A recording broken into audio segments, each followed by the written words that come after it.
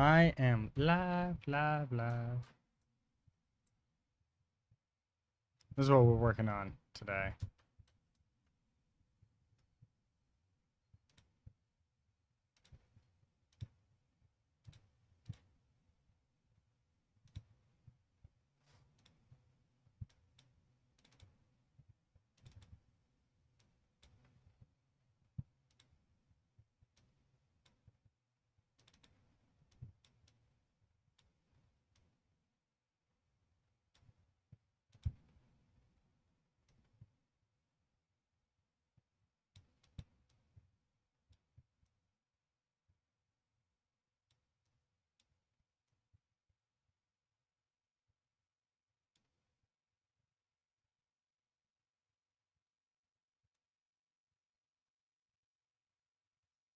Okie dokie. The goal is to make this as nice as possible. It's going to be the first one that I actually make from scratch and texture, all of that wonderful jazz. So let's see just how good or bad I can be at this. Mostly, it's probably going to be me being bad at it. But we're going to use Clip Studio Paint.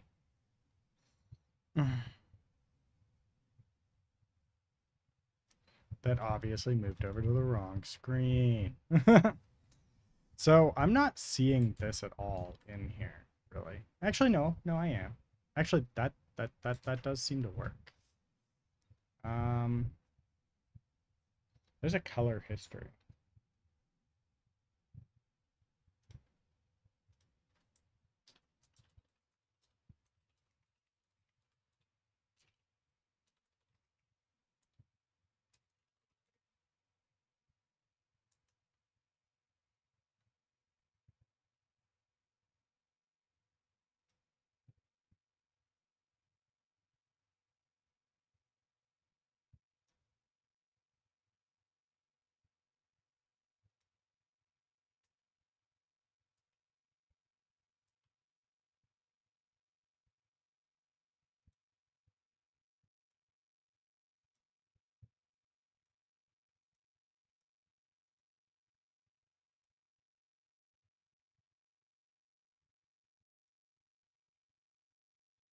Hey ho!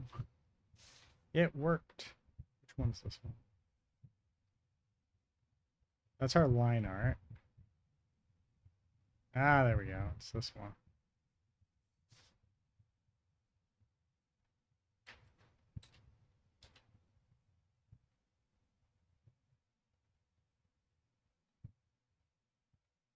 I don't remember which one this was.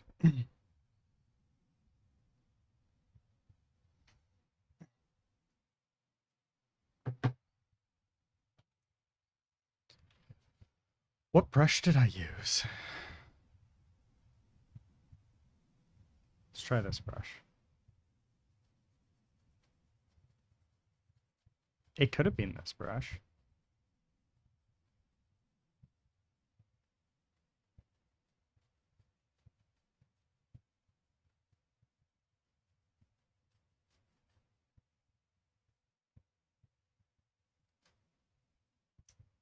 It was not that brush.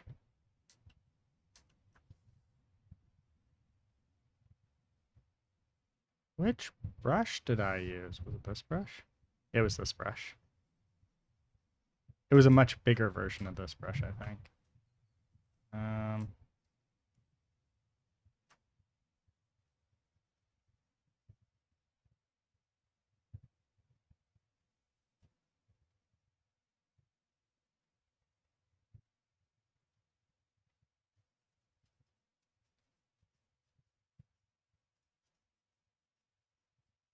Wow, that's interesting.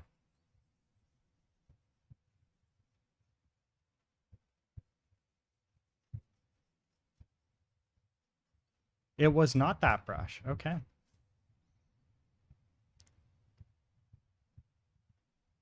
It's a pretty consistent color, though. It's got little specks in it. What brush were you? Is it maybe this one?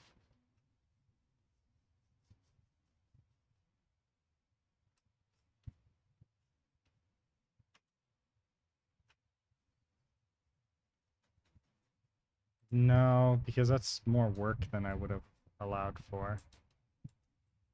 Oops.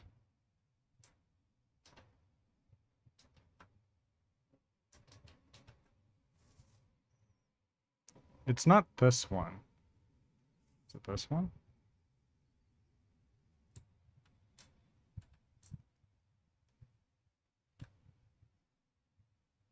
Definitely not that one. Holy shit, that one runs like ass.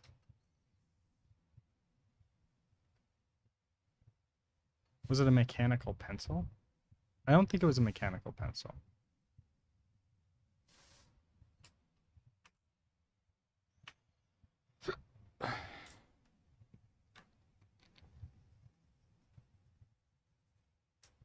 Not that one.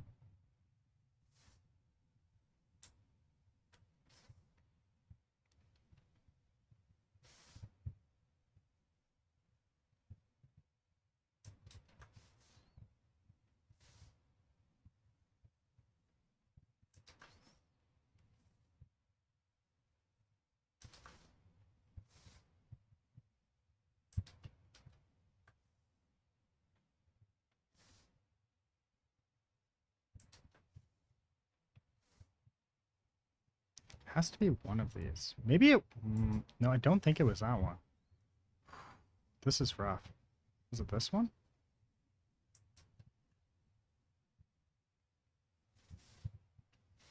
Was it this one? I don't think it was this one.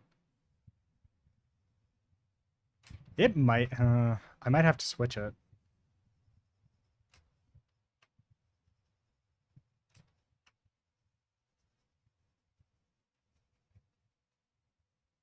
This could be fun, though. Let's try this. Let's take a look at this. See what this looks like.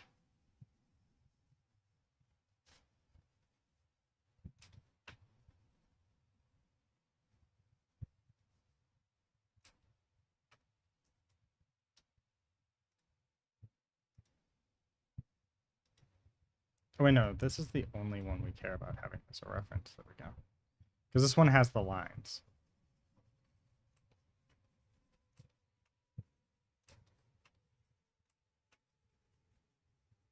Actually, no, that's not even the one that we should have a reference for. We should do the reference image should be this one. Yeah.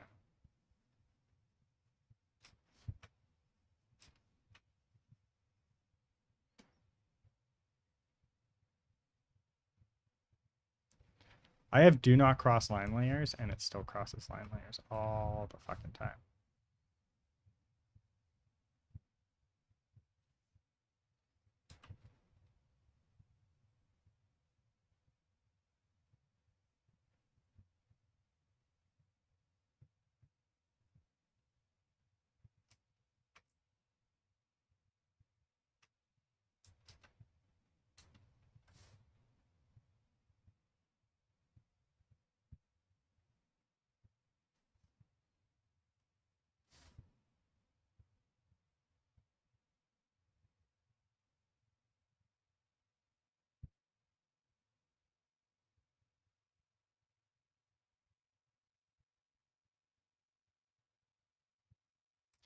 Oh. Oh, great. There we go. That's the one. Oops. Ugh.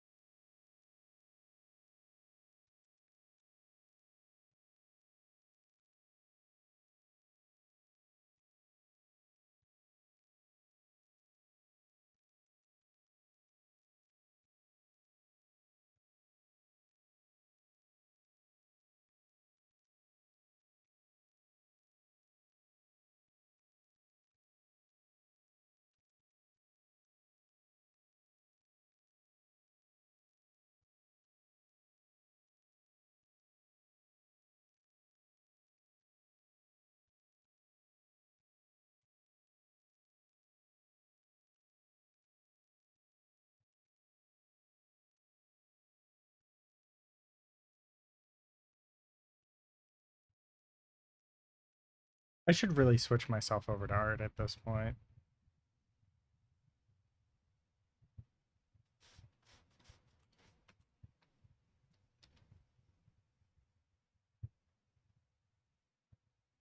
I'm going to do that real quick here.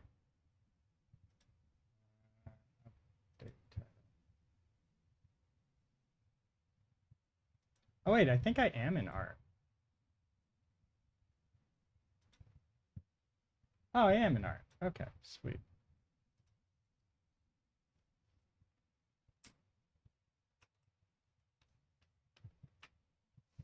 All right, so let's come up here, and what we want to do is we want to, I'm sure there's a better way, but we want to do that, and then PNG.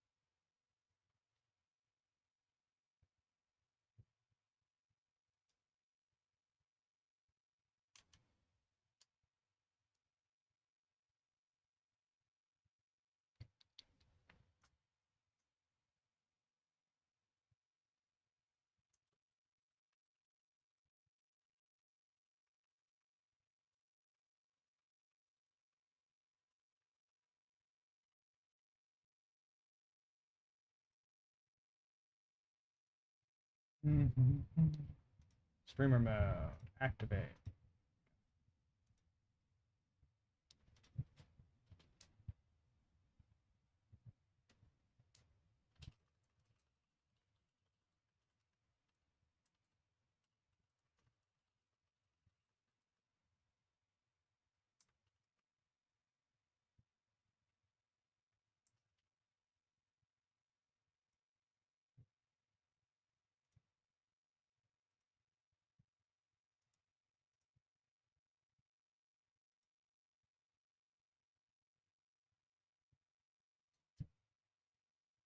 Okay, okay. Looks good. Then we come into here and we want to open up our material.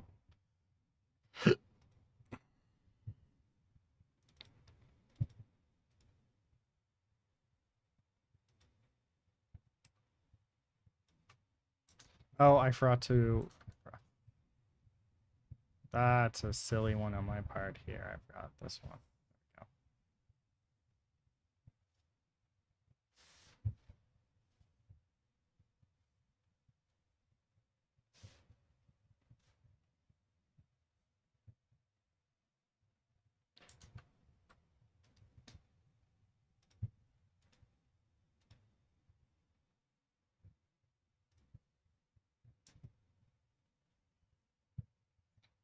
It's a little bit better.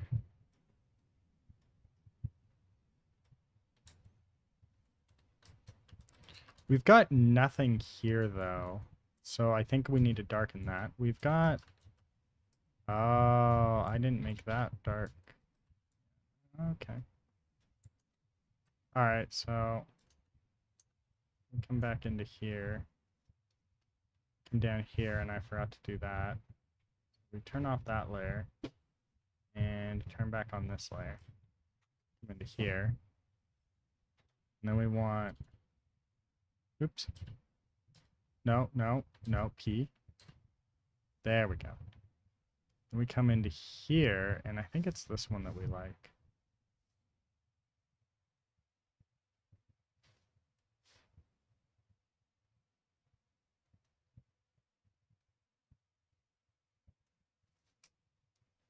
Here. And then we need to zoom in. Yeah, I think this is the one that we want.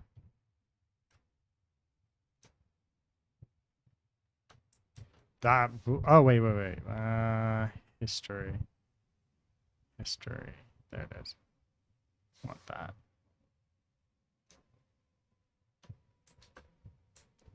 bit too big.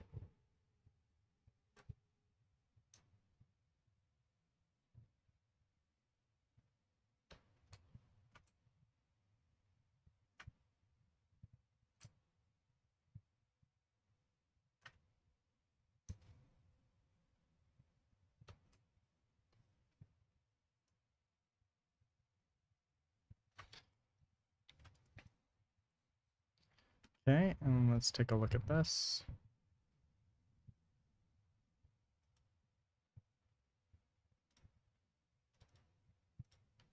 I don't know why it keeps not importing to the exporting to the same spot.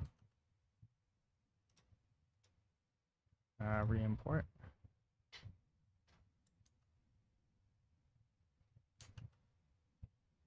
Oh, I didn't hit. Okay, that's why. There we go. That's better.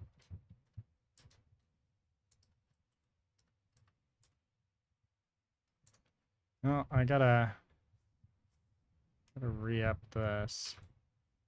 Oops. Ah!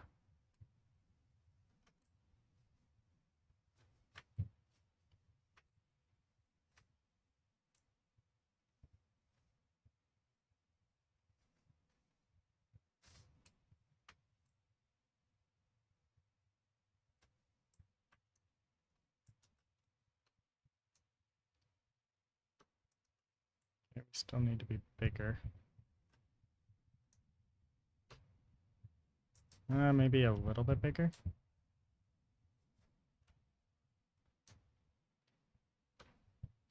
There we go.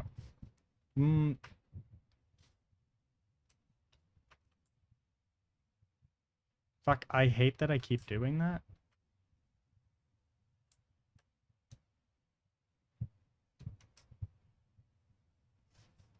I think that's about right. Great, I lost it. I lost it again. Holy fuck. I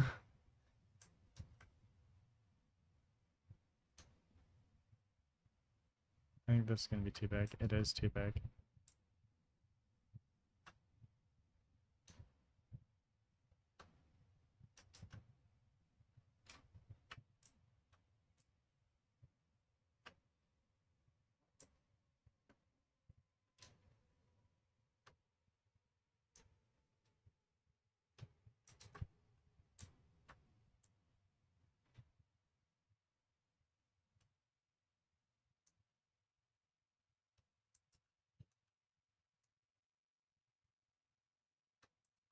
Okay, so that is the correct size.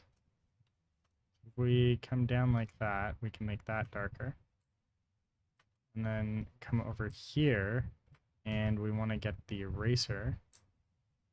Bring the eraser down like this, and then just go like this.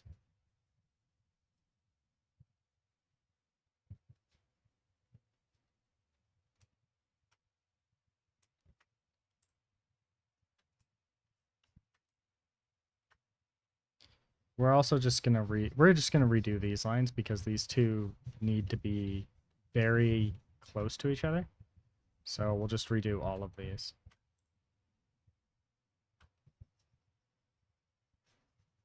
There we go.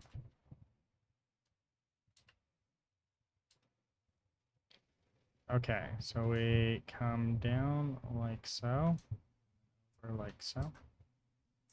Let's do that. There. There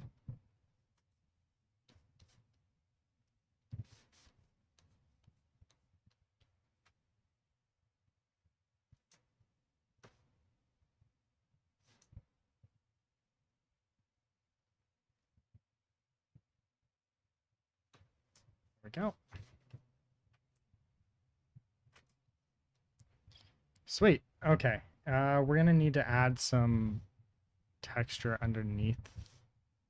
I think some of these I've got to do some highlighting on. Okay, so I'm just gonna do a file, export, single layer.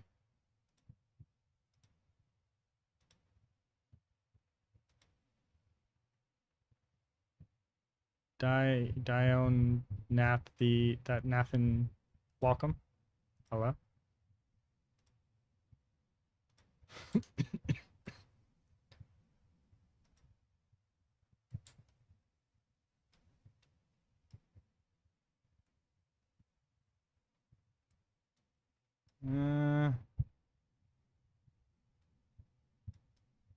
Yeah, they look a bit different. I gotta fix the left side. Left side's a bit not great, and it's probably because I didn't go far enough over.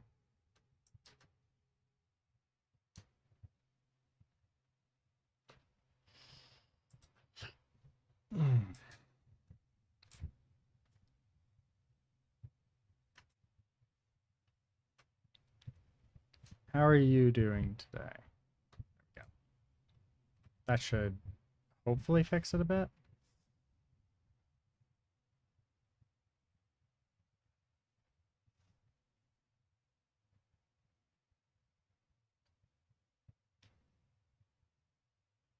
No, but close. It is a when it's a part of the side of a building.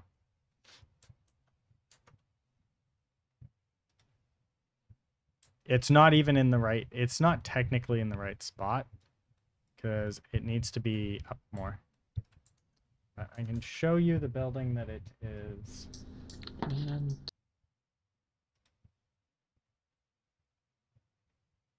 it is specifically this building here, and it's one of these sections.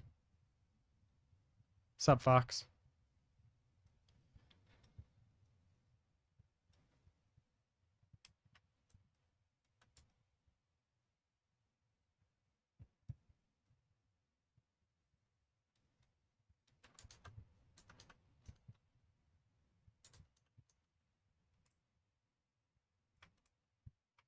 Oh, wait a ding dong moment there. There we go. There we go.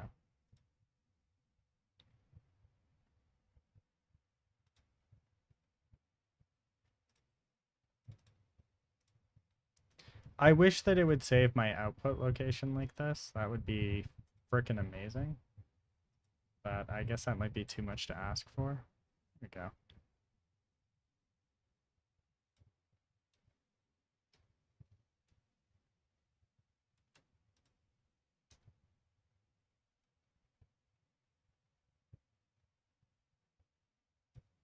These are ever so slightly off from each other. Like, I don't think they're snapped into the correct spot here.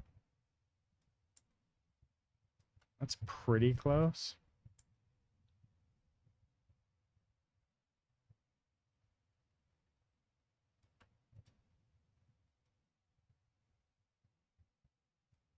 I'm not going to be hand placing these, so I'm not that worried, but I want to get an idea of what they look like right next to each other. That's pretty good. Mostly works. Okay.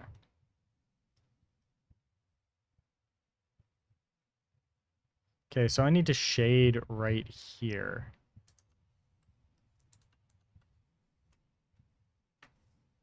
So we're going to add a new layer. Just so you know, everybody, I barely know what the fuck I'm doing. So, you know.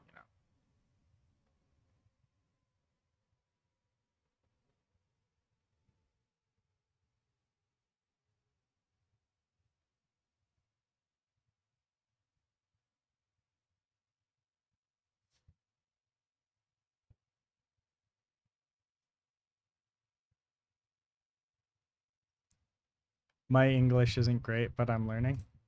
Nice. Well, welcome to the chat.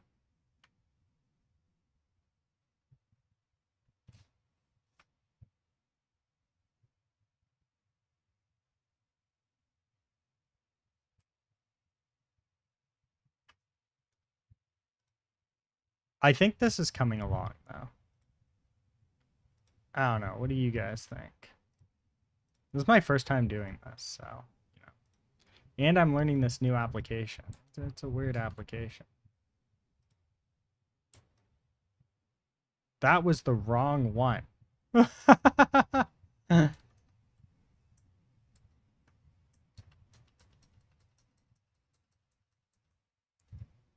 let's just delete that layer. There we go. Wait, did I delete the wrong layer? I think I did. No, I put it on the wrong layer.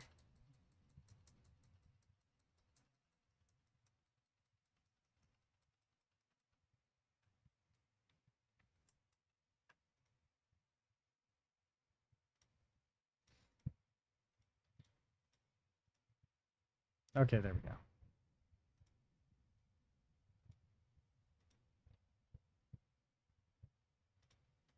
Oh, thank God.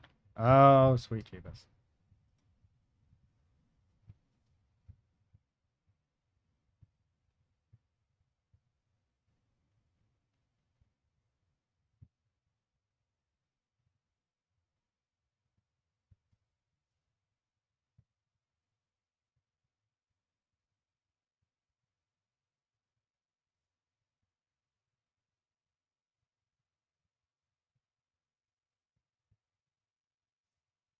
There we go. Let's try that.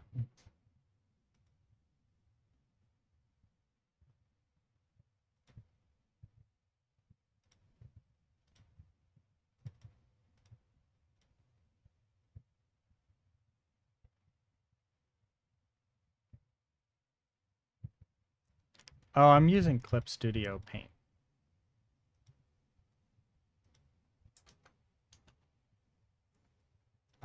I don't know if it is the best for what I am doing, but it is well used in the anime and manga scenes. So I figured they'd probably have some tooling around it that would work well for me. Is it? No, this one. Yeah, this one's it. Here.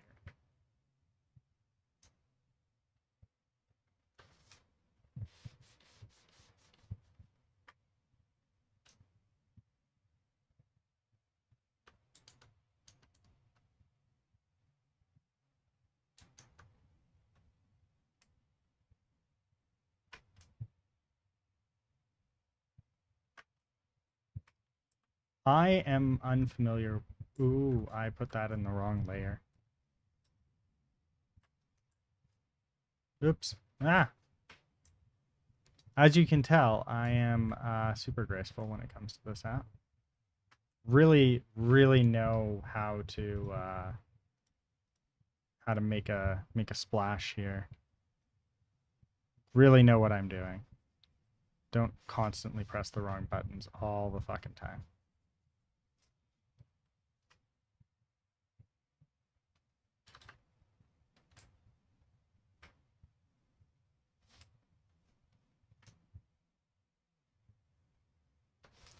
I started using this application yesterday. And this is damn near the most I've used a 3D modeling app. So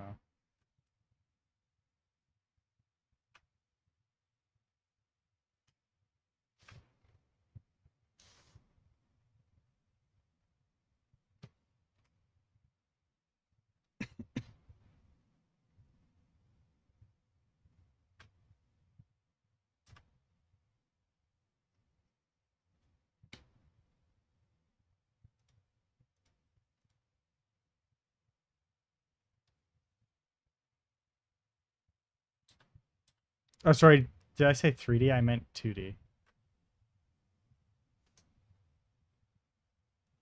Wow. Stupid runs. Affinity goes on sale. Yeah. Yeah, I imagine there are probably better alternatives or just different alternatives. To be fair, Clip Studio Paint's not actually particularly expensive.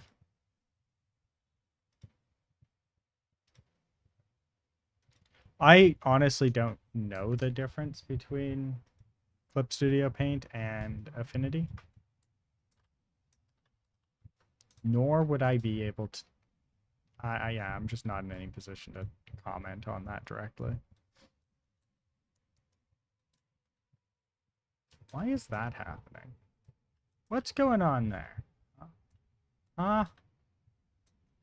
Yeah.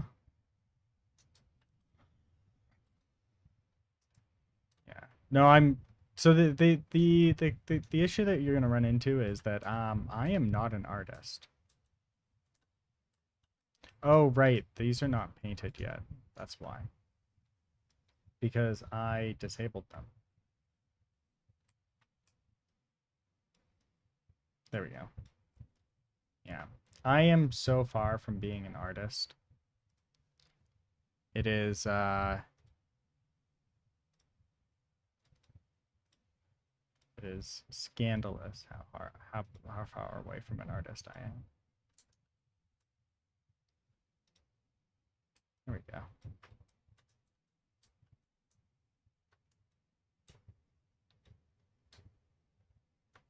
That's not bad. It's not great, but it's not bad. I wonder what this looks like without post-processing.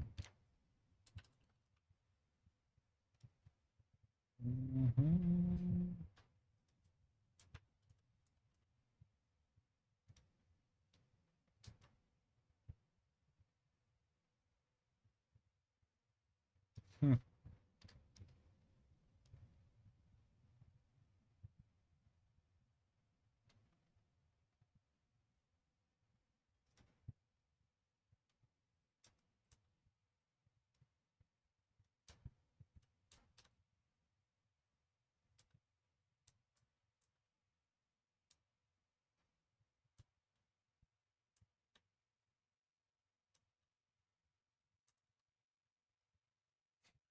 It really doesn't like how stretched I made the UVs here.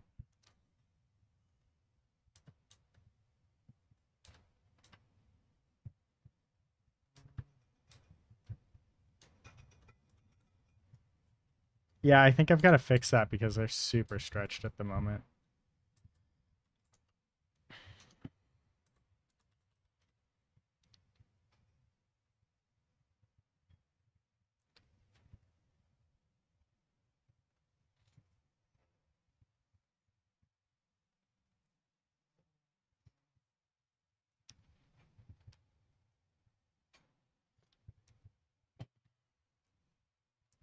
I've heard great things about Affinity.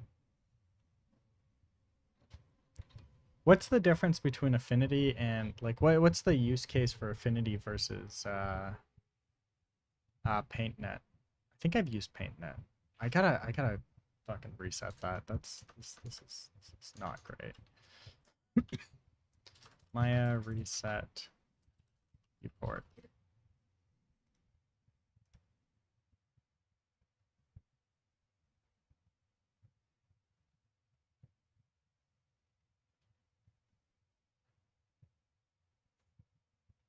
Reset layout.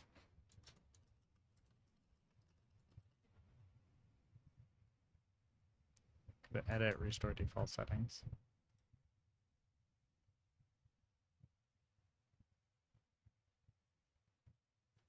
I feel blind, I don't see it.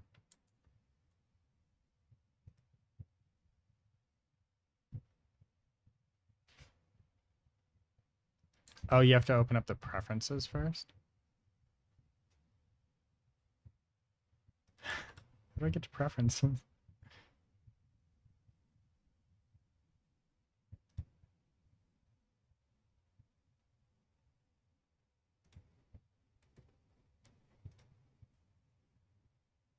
Windows setting preferences. Okay, Windows. What was Windows, right? Yeah. Okay, Windows.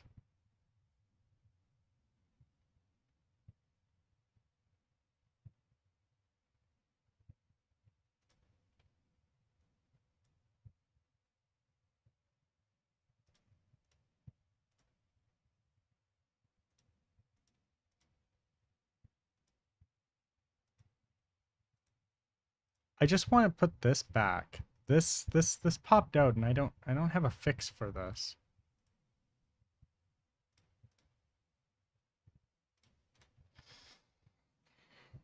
I clicked something obviously somewhere and oh, there we go. Oh, thank God I fixed it finally. Okay, general. We want just this here, and then we in here, and then we go back to UV editing, and we want to fix the UVs here, and I think, yeah, here we go. So this is stretched, this is not stretched, or whatever. Okay, so what we're going to do is we're going to do edge there. We're going to do one at a time here. And cut.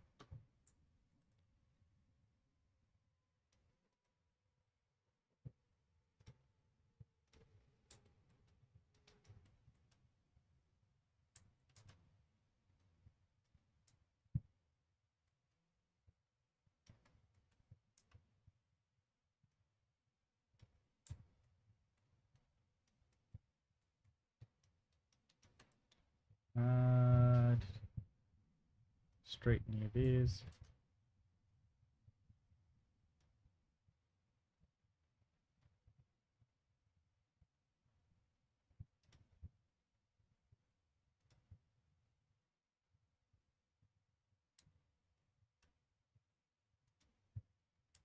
Okay.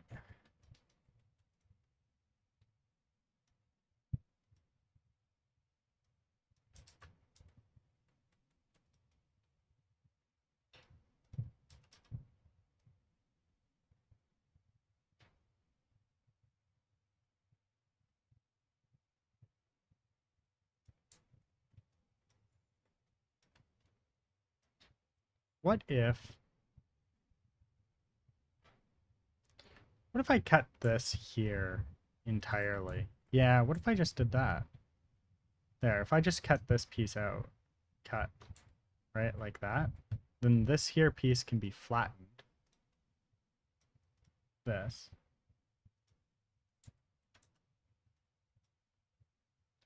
And then we orient, and then we straighten.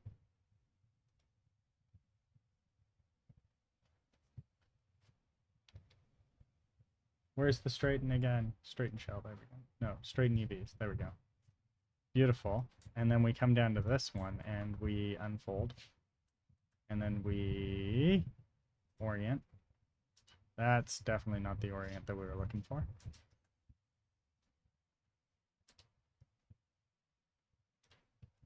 Orient shell. And then we straighten UVs. We just straighten shell. No.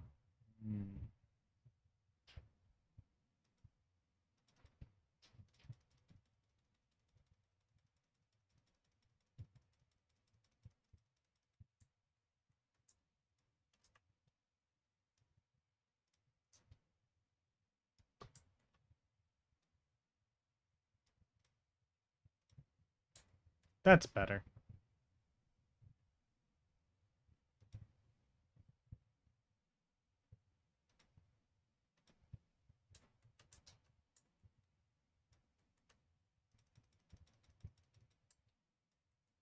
I think we can get away with that angle. I think that's fine.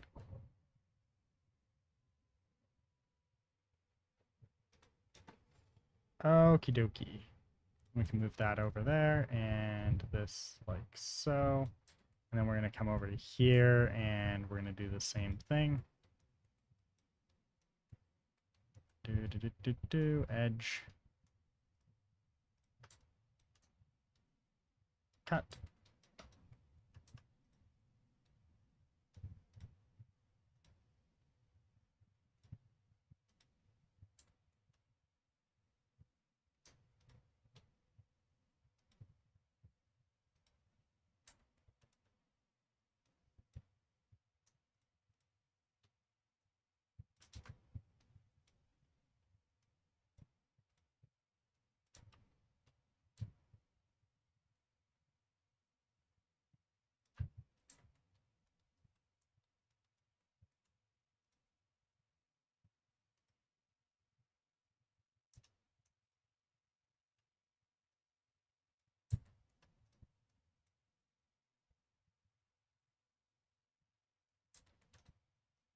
These two here can be straightened.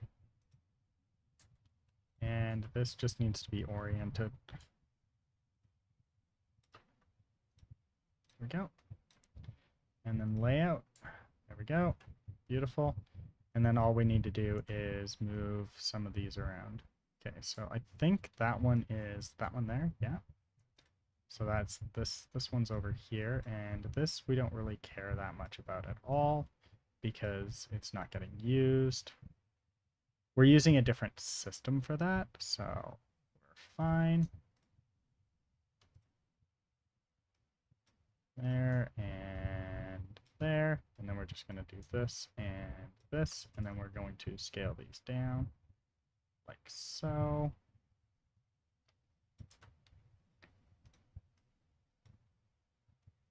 Move that one over there, move this one over here. This comes down, this comes up.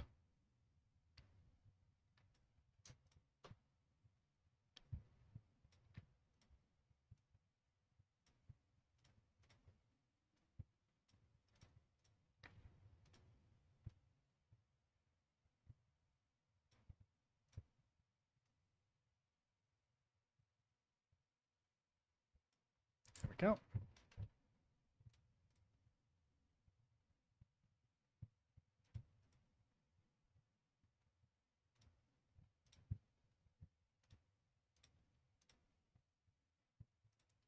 I'm going to take this and export selection. Ugh.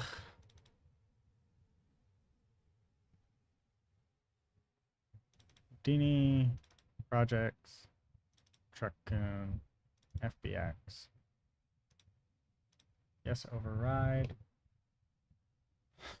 I'm going to go back to the UV editing, and then we're going to take a snapshot here and apply and close, override it, back into here, and we're going to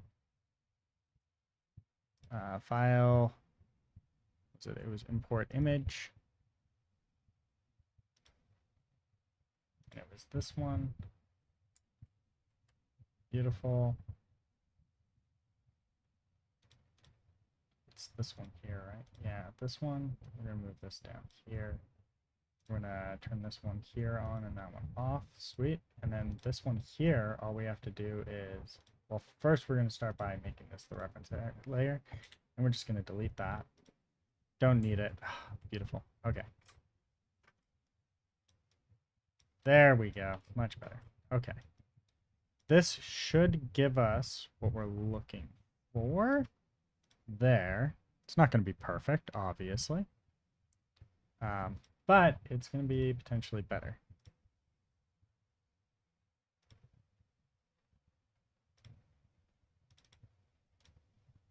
Save that. Then we come into here, and we're going to take this and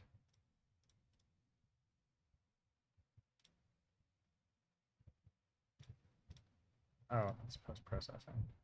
We want specifically this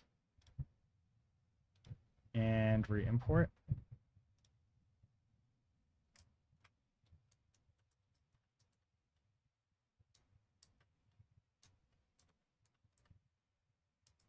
That's a bit better.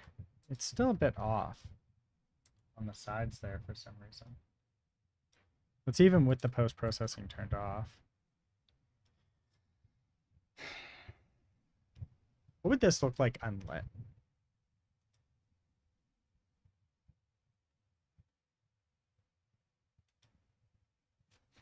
Still need lit, but I think this is a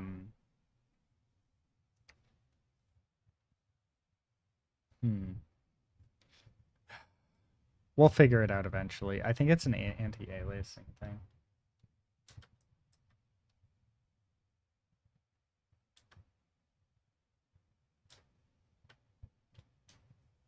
If I go like this.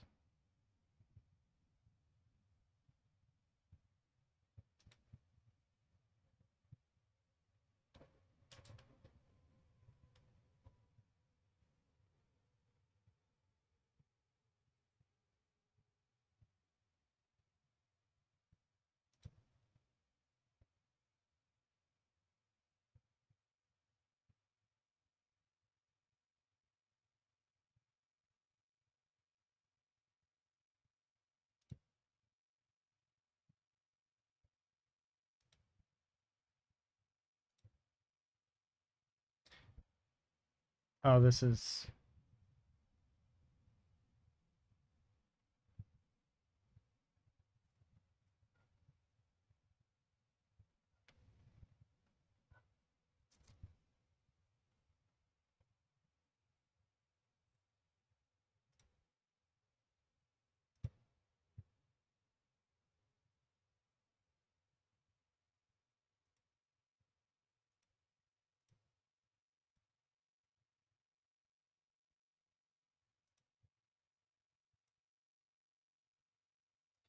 I think I've got Lumen entirely turned off, so...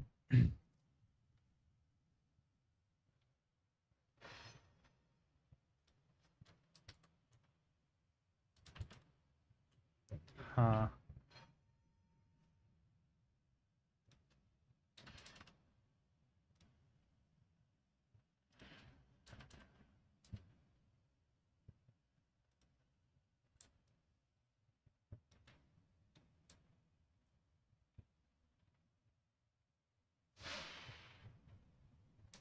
That's better.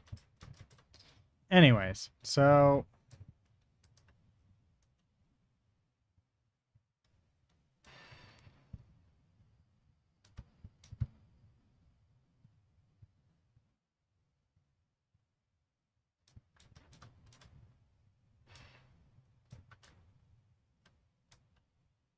Right, those are the lines that are supposed to be there.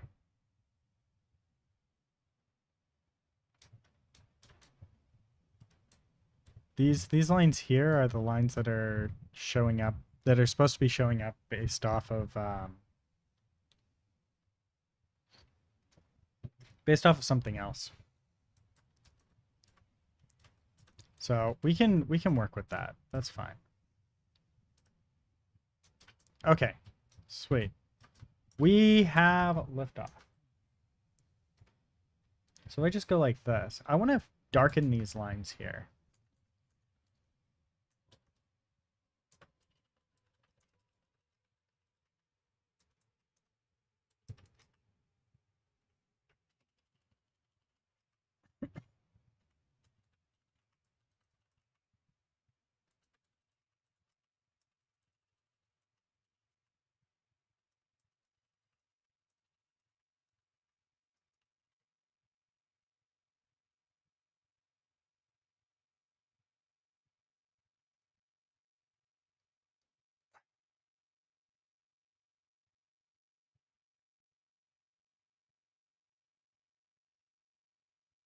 Changing the color of the line.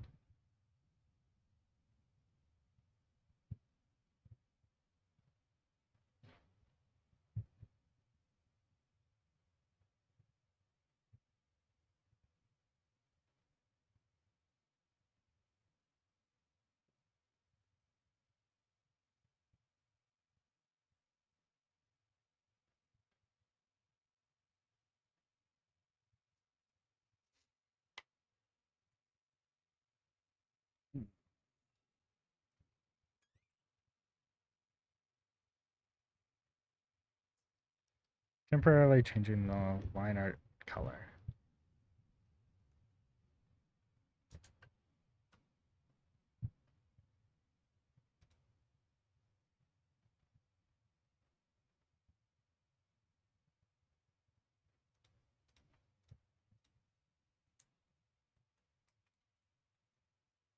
Oh, sorry, I want to make all of these darker.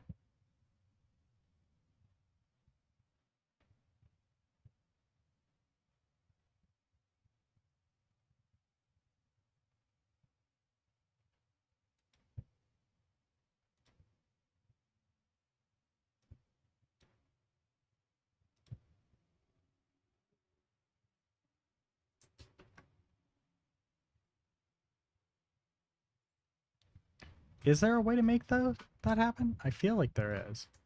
Um,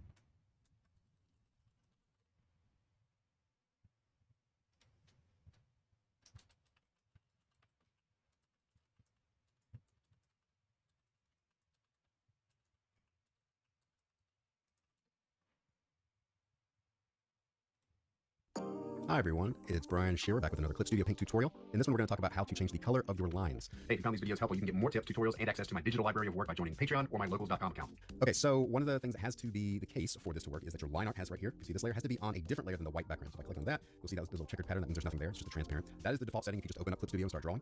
If you scan in an image, and so all this white and black is an actual scan of a physical piece of paper, this won't work. You'll have to do something else. I've got another tutorial on that that'll help you out there. All right, so what I'm going to do is I'm going to click on my line art layer, which is right here, and make a new layer on top of that. So it makes a new layer, and I'm going to change one thing. I'm going to go up to this little small square icon that says clip. Tried it. I wanted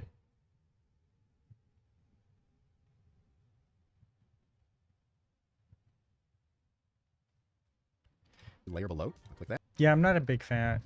Fox, I'm also not a big fan of the fact that it's a payment plan. Though you can buy the perpetual license. And you'll see a little red bar appears there. Now, what this does is anything that I draw on this layer that I just made, it's only going to show what I've drawn if there's something on the layer below it. I'll show you what I mean here. So let's say I fill in this entire layer with, let's just pick orange. I'll get my paint bucket tool and click, and it turns all the line art where that line art is orange, even though it's filled up the whole layer. You can see over here. That's what I want. And it is little bit I'm going to click, and it's just a trick is that your line art has right here. You see this layer has to be on a different layer than the white background. So if I click on. Hi everyone, it's Brian Shearer back with another Clip Studio Paint tutorial. In this one we're going to talk about how to change the color of your lines. Hey, if you found these videos helpful, you can get more tips, tutorials, and access to my digital library of work by joining Patreon or my locals.com account. Okay, so one of the things that has to be the case for this to work is that your line art has right here. You see this layer has to be on a different layer than the white background. So if I click on that, you'll see that little checkered pattern. That means there's nothing there. It's just a transparent. That is the default setting if you just open up Clip Studio and start drawing. If you scan in an image, and so all this white and black is an actual scan of a physical piece of paper, this won't work. You'll have to do something else. I've got another tutorial on that that'll help you out there. All right, so what I'm going to do is I'm going to click on my line art layer, which is right here, and make a new layer on top of that. So it makes a new layer, and I'm going to change one thing. I'm going to go up to this little small square icon that says clip to layer below. I'll click that, and you'll see a little red bar appears there. Now, what this does is anything that I draw on this layer that I just made, it's only going to show what I've drawn if there's something on the layer below it. I'll show you what I mean here. Okay. Sorry. So we new raster layer, and then we click on this and we do this, and then we can zoom out, and then we go to our fill tool and we fill. Yay, we have nice crisp lines of liney crispiness. It's beautiful. Okay, there we go.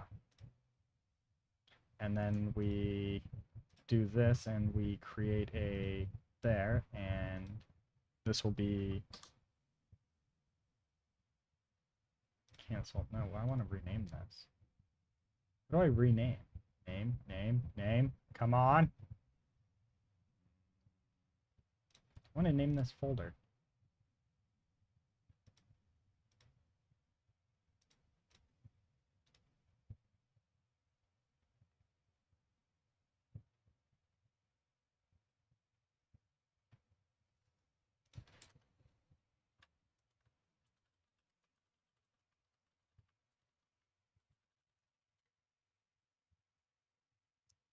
Right-click on the relevant folder to display the menu. Oh. Layer settings?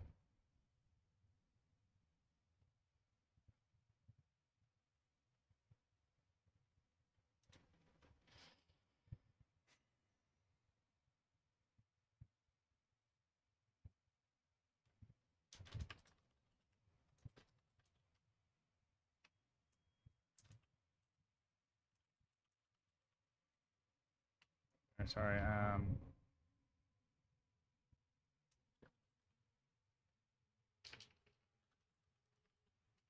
lines.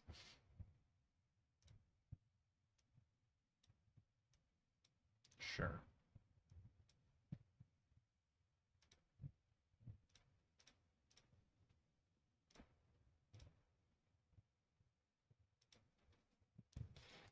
There, and then we can... There we go. Beautiful.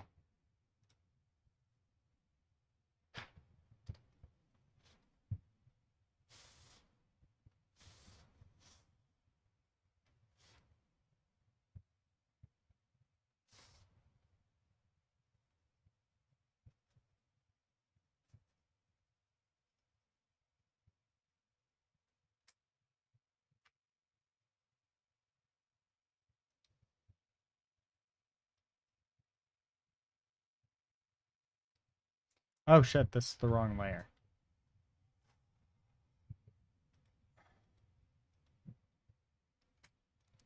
Wait a second. What layer is this?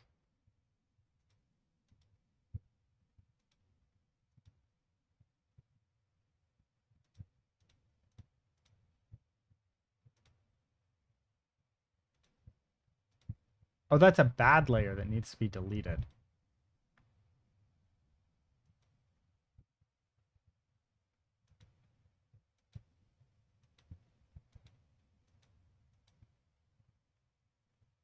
Yeah, bad layer that needs to be deleted. What's up, Chris?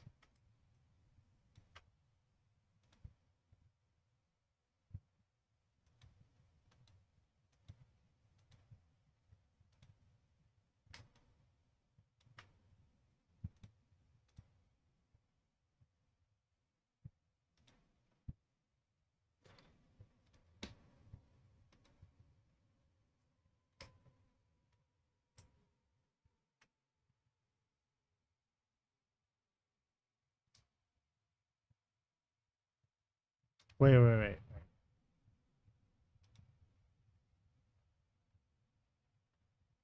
Okay, yeah.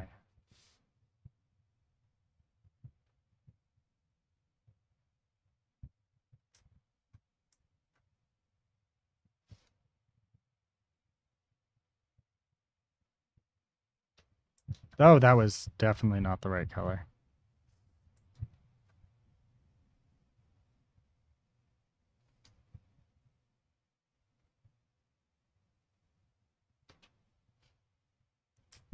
What you doing? I don't know. I don't know, man. What am I doing? Can you figure out what I'm doing?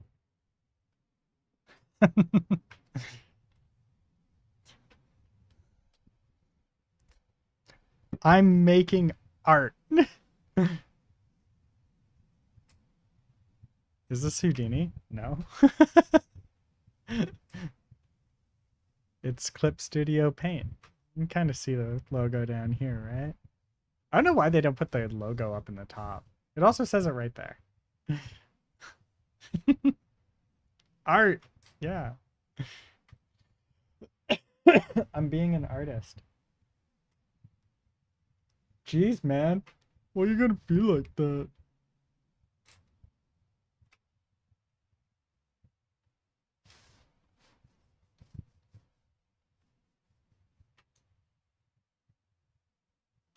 I'm pretending to be an artist.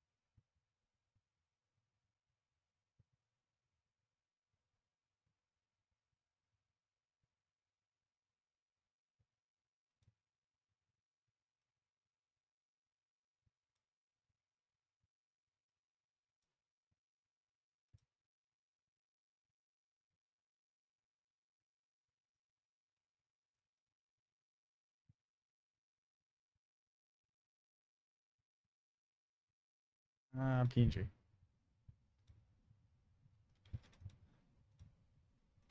I'm doing texture work the old-fashioned way. Is what it is. What it actually is I'm doing texture work the old-fashioned way.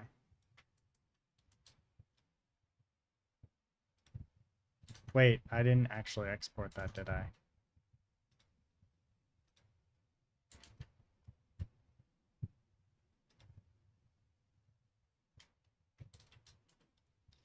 Okay, so if we do that,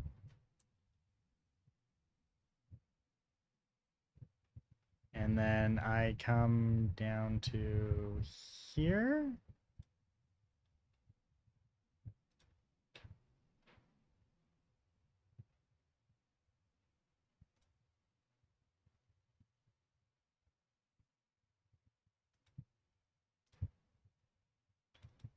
We're gonna, no, not that one. We want this one here. And what I want to do is remove the lines. Yeah, so if I just do this. Oh, those ones are the lines. Oops. Okay, so all we really want to do is come here like that. There we go.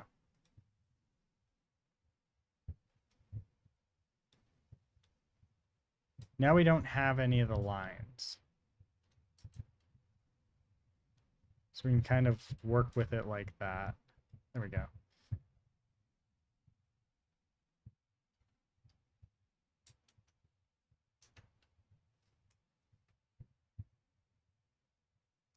Right? Every now and then I do something interesting.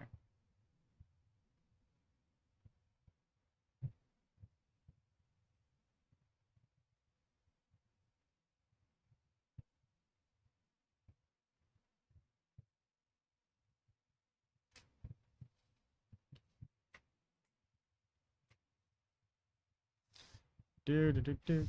Eraser. Do I need to duplicate this? Is that what I need to do? Duplicate? Duplicate layer?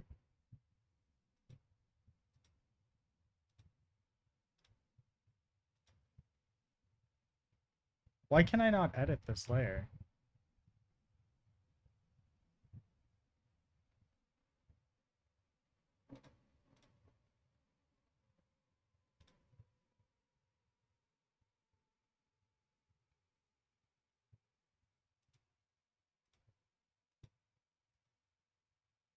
My level of confusion is very high. Okay, can I edit this one?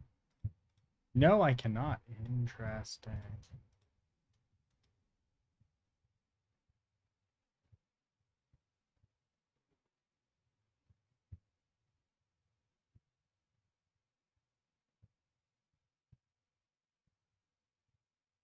Uh, this should just be the, like, if I turn everything off, should just be this, right? So all I want to do is I want to delete some stuff, but apparently I cannot for some reason. I'm not sure why. Like this one, I understand it being locked.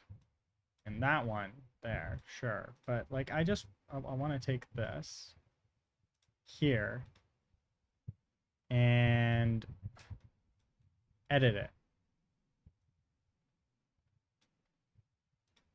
What if I take this layer, so we do this, can I edit this by erasing things?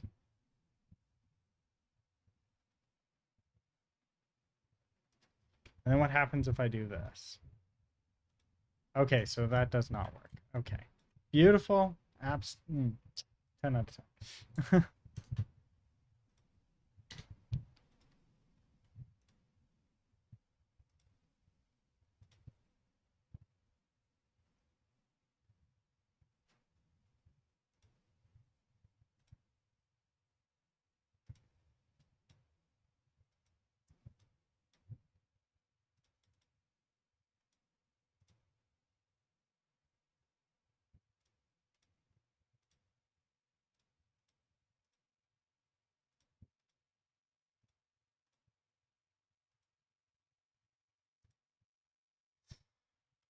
What if I save and reload?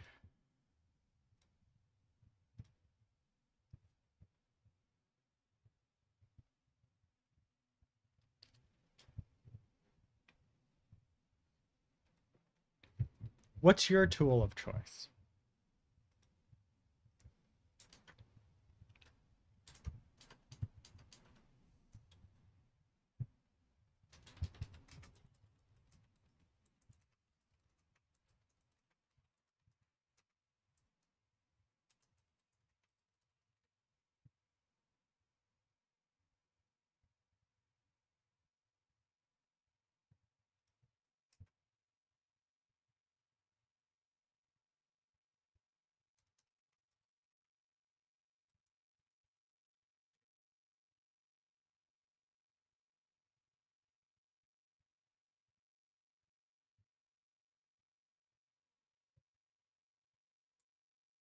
Oh, okay.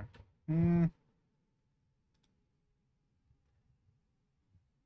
Okay. So what we're going to do is we're going to duplicate this layer. Mm. We're going to take these two.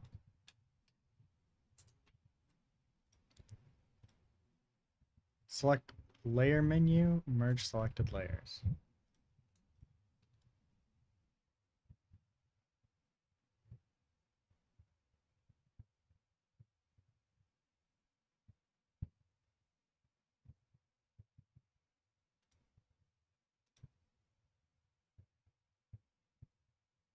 Sweet. And then this one can be edited.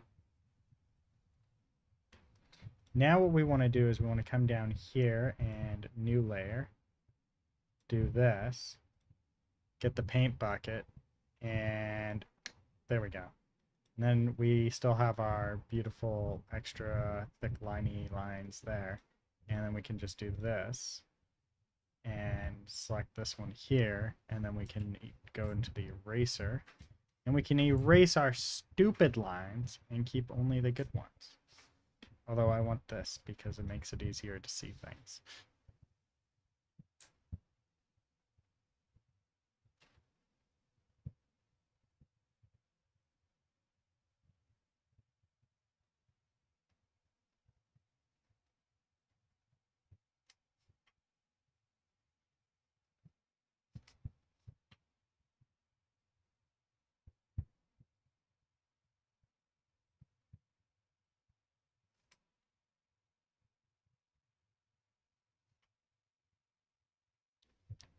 Use Clip Studio Paint?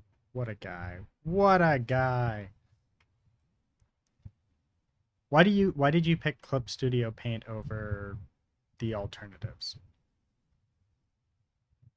Fox is using, what was it? It was Affinity and PaintNet. But I don't think Fox is here right now.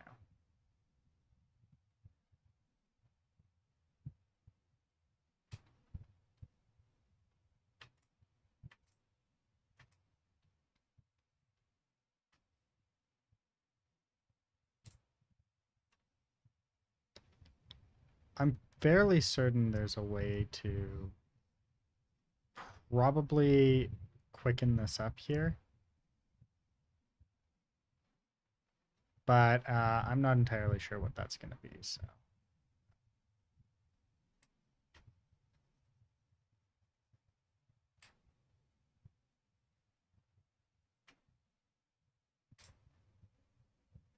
Oh, okay.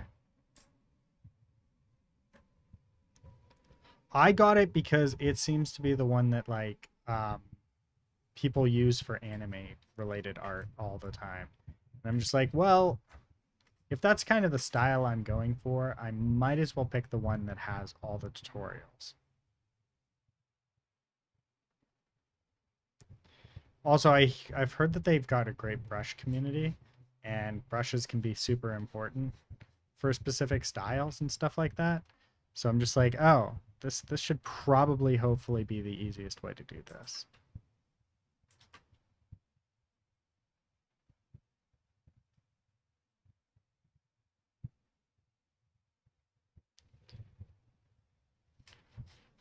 Krita was the one that I was going to use.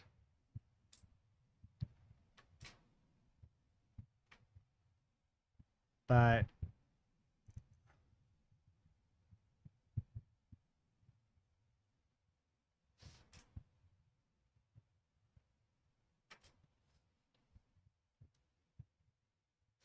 Krita's not super friendly.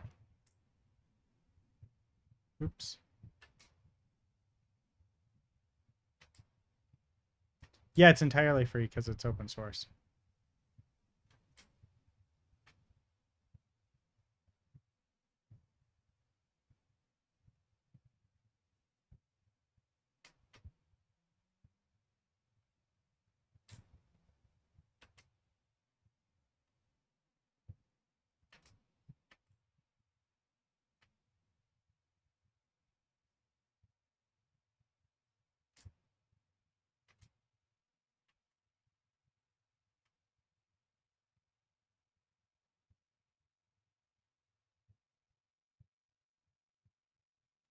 Krita is the Blender of the Photoshop world,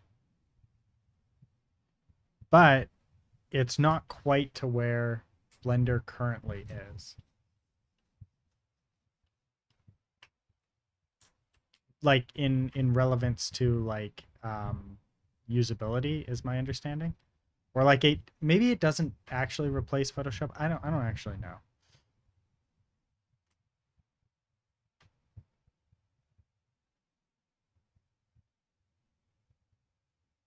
Krita is free if you go to their website and download it.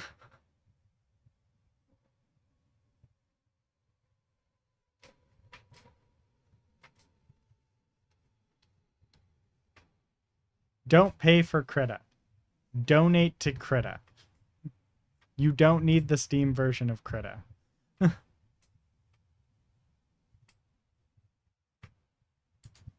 Yeah, no, Krita's free.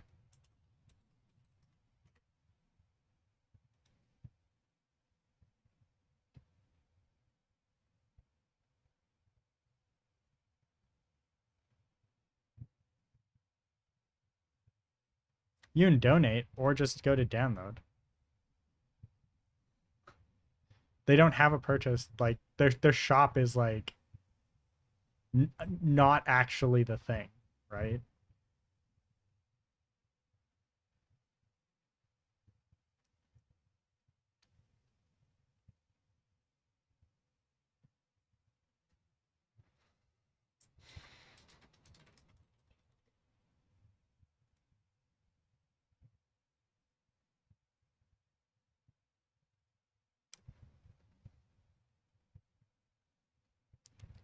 I am so confused as to why it is being sold here. Is there something different about this version than the regular version?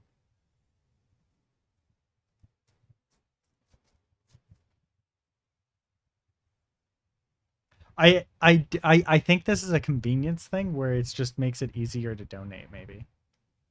But here it says open source community driven digital art tool, illustrators, concept artists, right? Like it has a lot in it. Like Crit is actually a really good tool. I don't, but as somebody who doesn't actively partake in this style of work, I can't say whether or not it, like how it competes. I do find it interesting though that like Clip Studio Paint is kind of massive, right? So I wonder if there's a reason for that.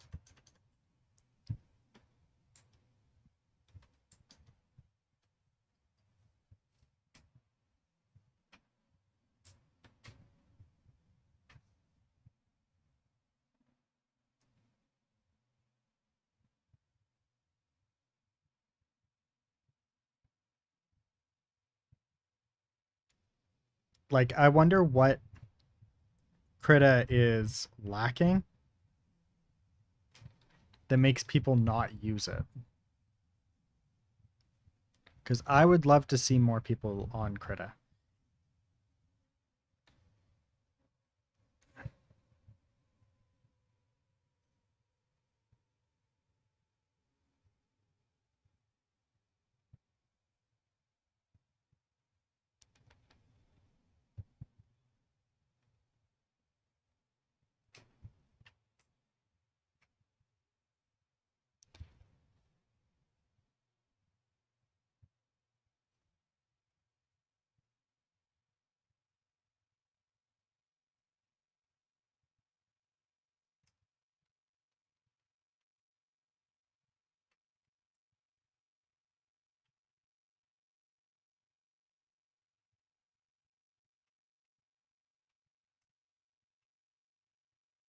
All right, so what I can do is I can come here and just like that.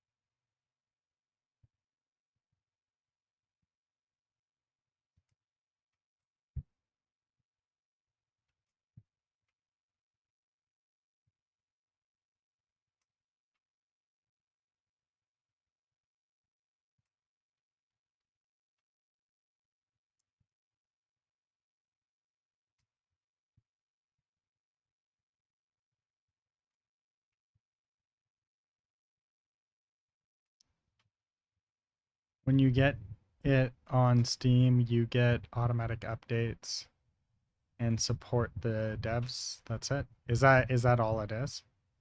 Like, don't get me wrong. That is a nicety, but I think you get up. Well, I think it still updates even if you don't buy it on Steam. I don't know if it has an updater though directly. I don't know how the updates work. Did I ever update it? I feel like I updated it. I feel like I've updated it not on Steam before. Though I do support actually supporting the artists. I'm sorry, the developers of Krita because they do good work and I really like their bounty program. So they have a bounty program where they're like, "Hey, these are the things that the community has asked for and are wanting. So we're going to put out a bounty that states if you manage to like if you can come along and actually do build these, we'll give you money to build this kind of thing." Um, and they do it like every summer where they give a bunch of money away to developers to come and build tooling into Krita every summer, and it's based off of like a poll or something like that, where they're like, "Hey, this is how much money we have. Um, we figure that it will cost about this much for this feature, this much for that feature," and they put up bounties on it, and if you complete them, it gets added, and you collect a little bit of money as a developer. So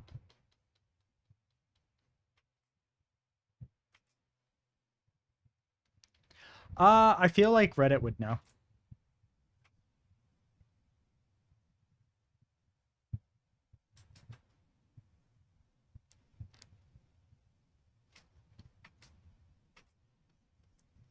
So I'm inclined to believe Reddit in this one.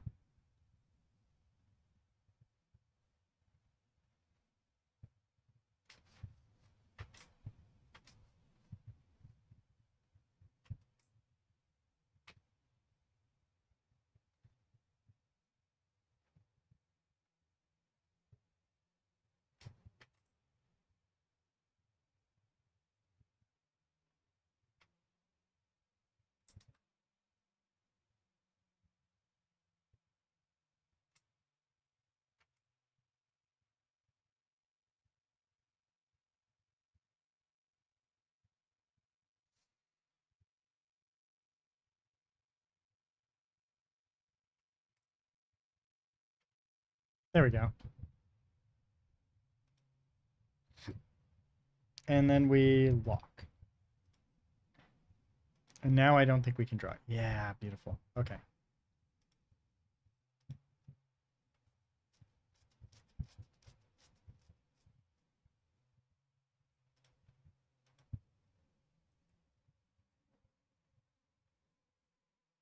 No. No, I did not. Maya drew them for me.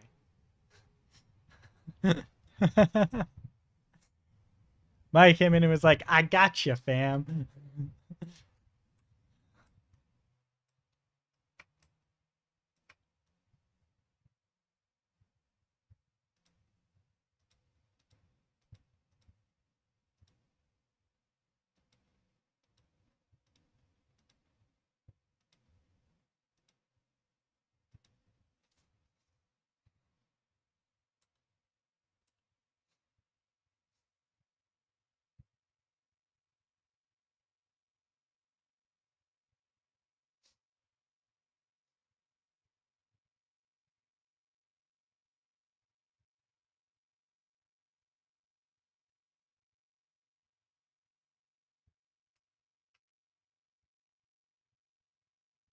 These are very obviously two different colors here.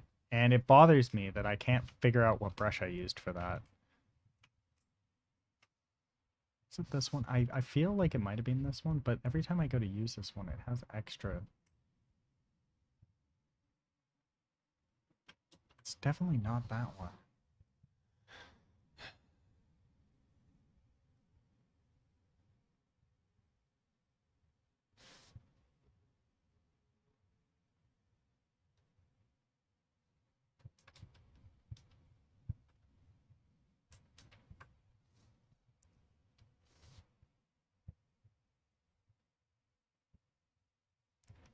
I was gonna say I think it was this one, but it's definitely not.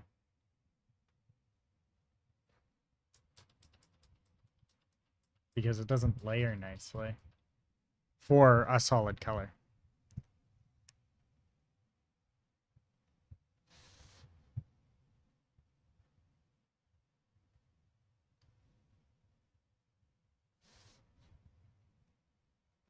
Same with this one, it wasn't, definitely wasn't that one. I will never know which brush I used.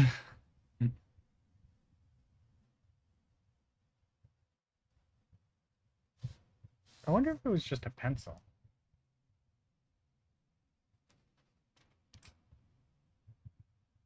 You know what? That might have been it.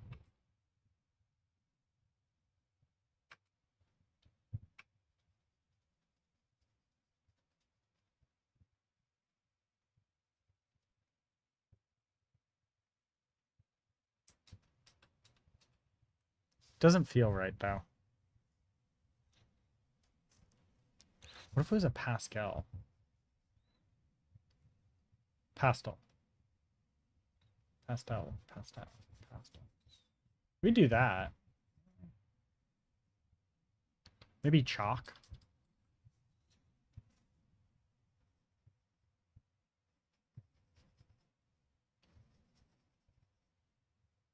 Ooh, let's do that. I think I like that. Yeah, let's do chalk. Let's do a new layer. We drop that layer and then we just redo this as chalk. Let's start bigger though. Big chalk. Big chalk. Got this. Need the chalk here. It really slows down though when you go big. It's just like, oh hey, hey, hey. We see what you want here, and we don't care.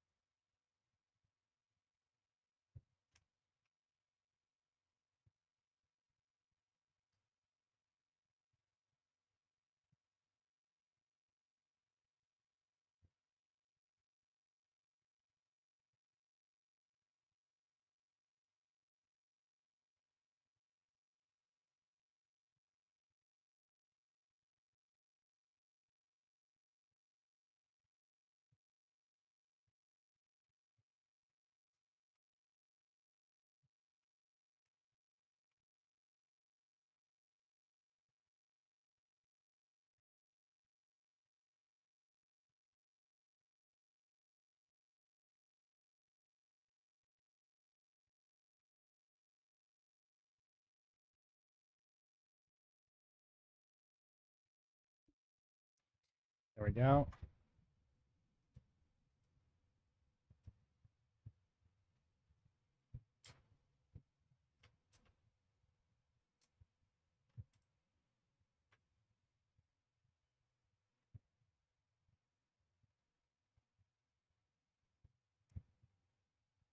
I know there's a better way of doing this, but I'm not even sure exactly what it would be called.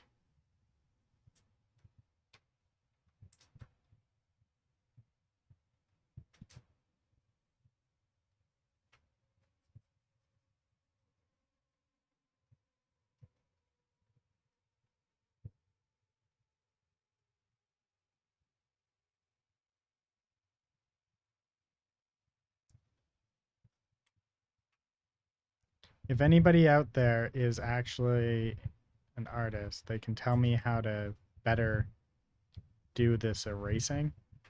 Much appreciated.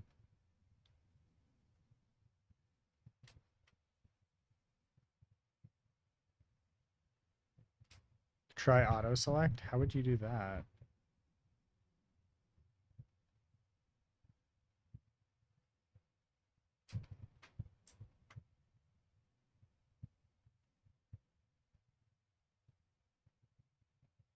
Keep in mind, this isn't like I don't know the word for how to do this in this tool so much as I don't know what I'm looking for in any of these tools.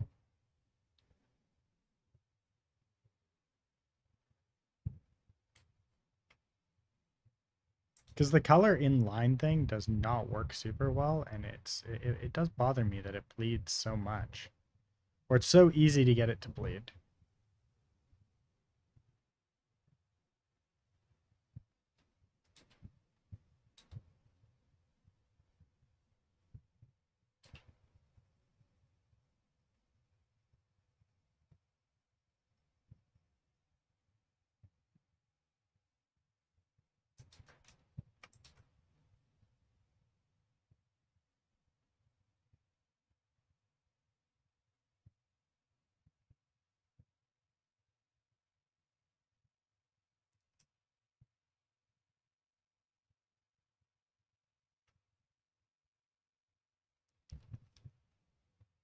The left panel.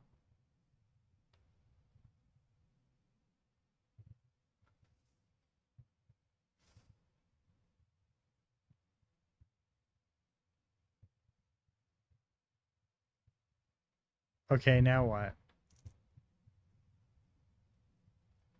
Yeah, but like I don't know what I don't I'm not sure what I'm looking for.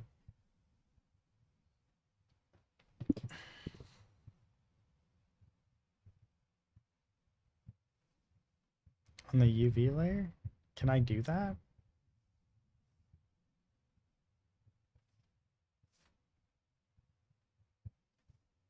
Like this?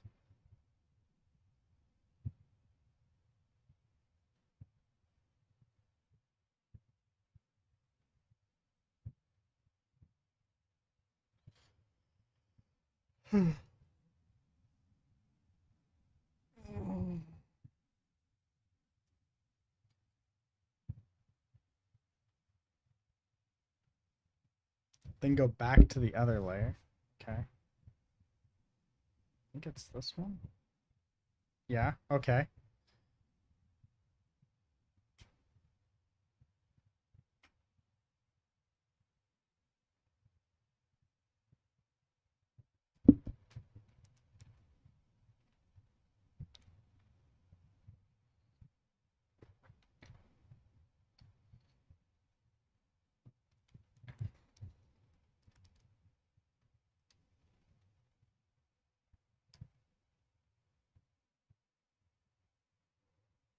Get the erase tool. Okay. And then just start erasing. It works. Fuck, you're a genius.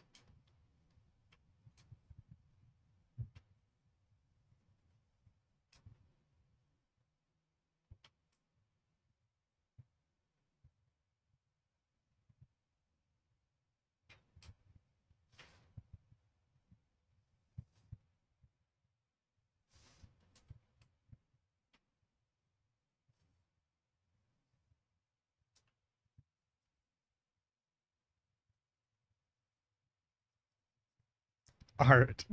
Yep. Oh wait, pastel. Yeah, here. Wait, now how do I deselect? Do I just do that? There we go.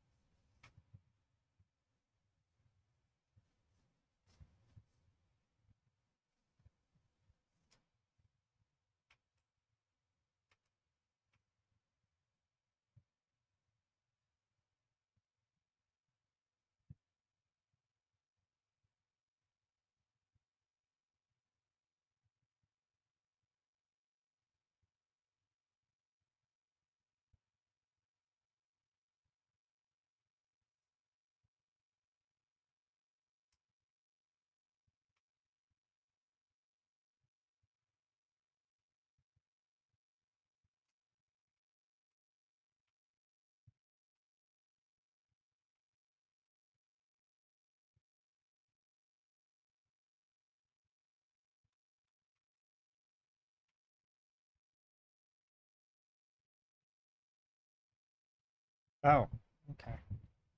So we come back here, we do the wand. We select this, and then we can do this. We Yay!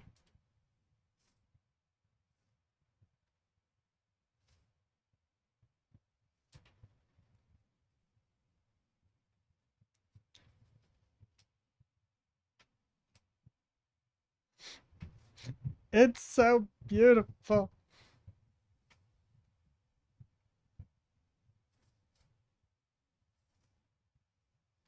You said Control D. Oops. PP. I forgot that I actually needed this one. This was just getting highlighted. So I actually want it to be like that. It's just supposed to be a bit darker.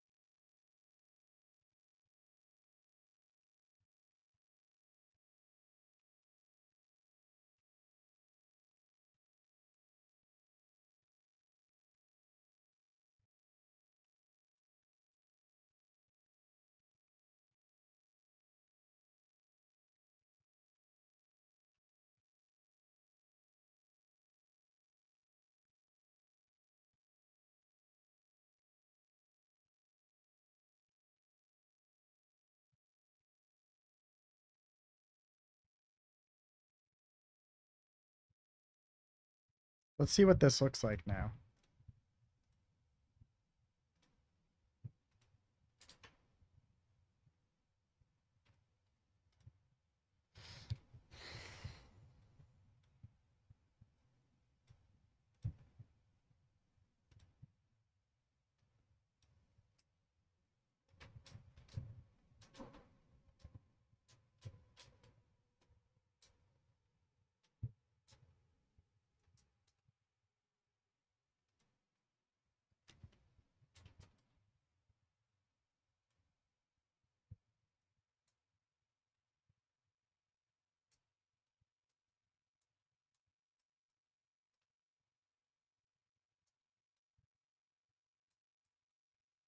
Mm,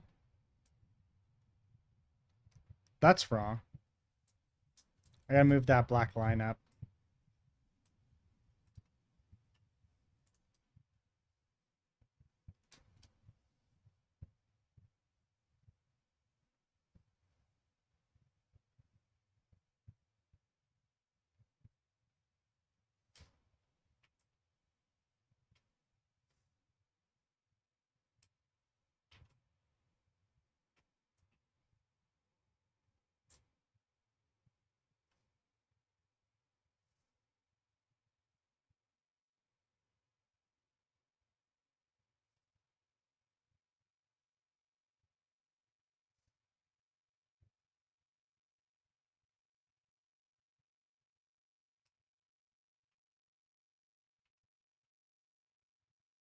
Why are you not erasing?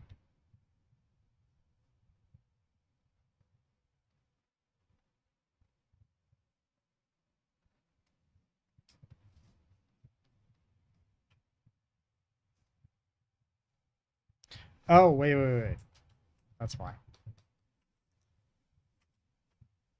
There we go.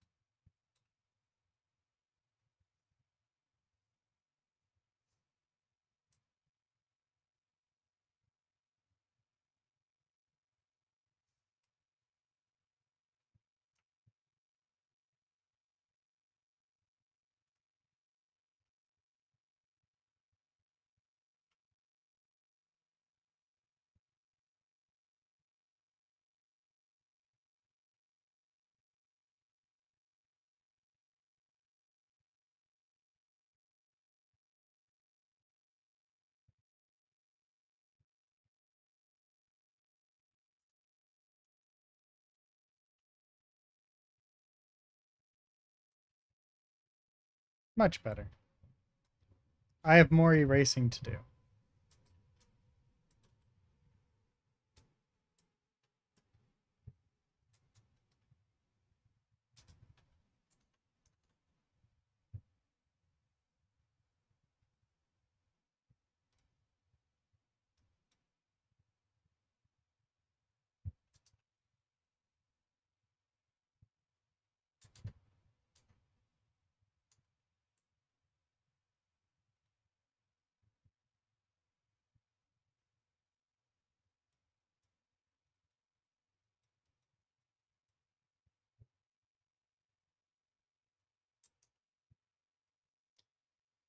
Okay.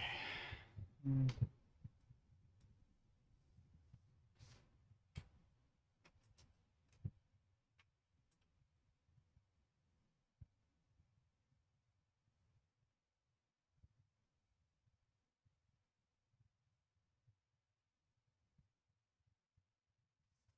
we go. And then this one here we want to unlock.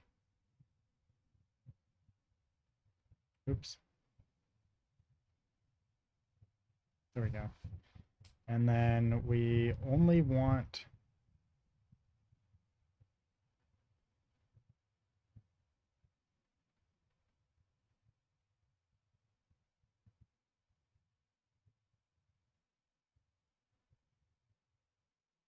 that was really okay. Yeah. That makes sense. That makes sense.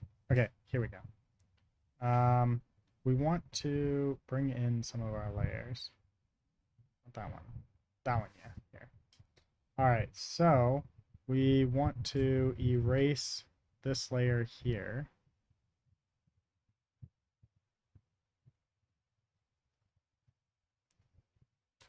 And this one here must go.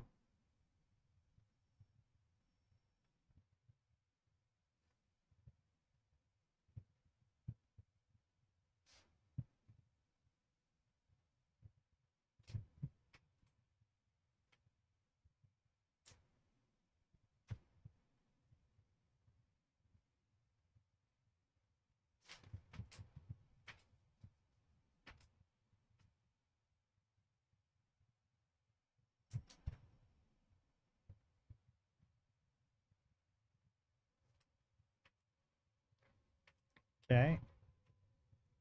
This one here, we don't need this line here.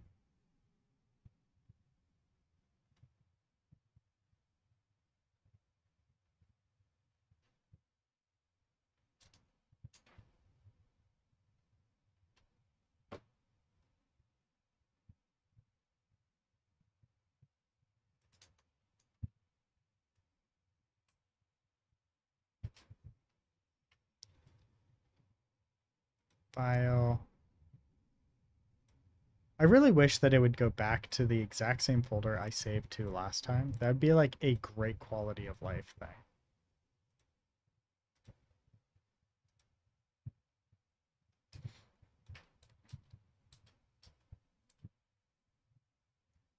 Want to keep that line, but we don't want the lines underneath it.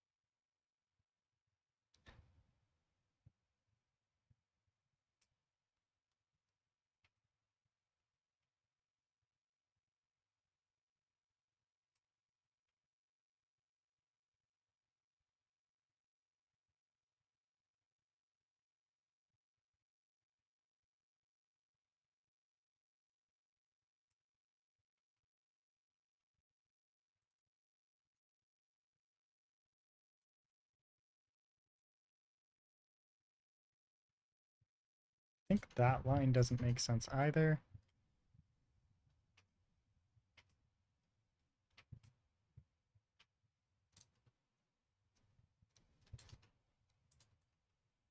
Yeah, which is this line here, I believe.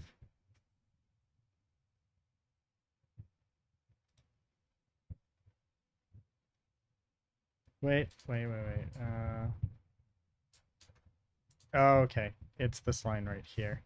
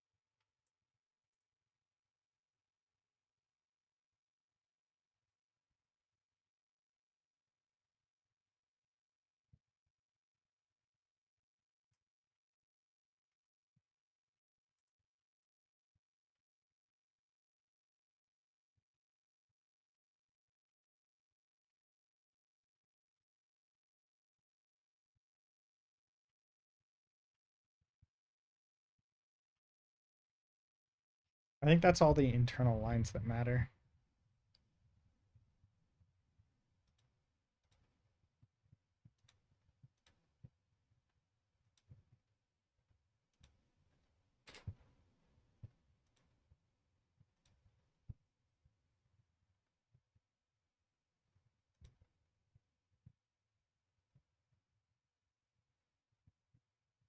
What was this layer? Oh, that was that layer. Okay.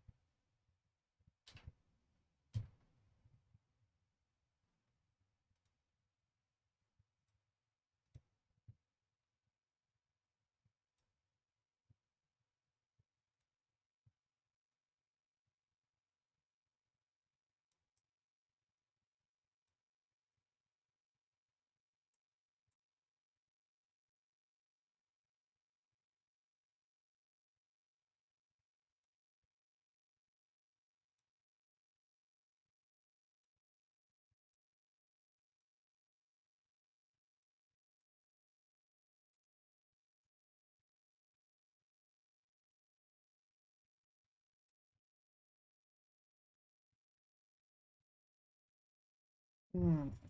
What do you think so far, Chris? I think it's slowly coming together.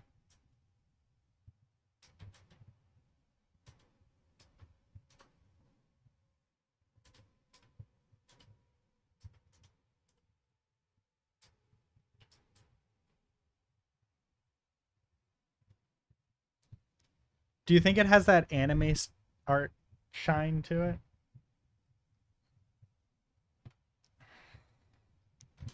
Let's see what it looks like in the game.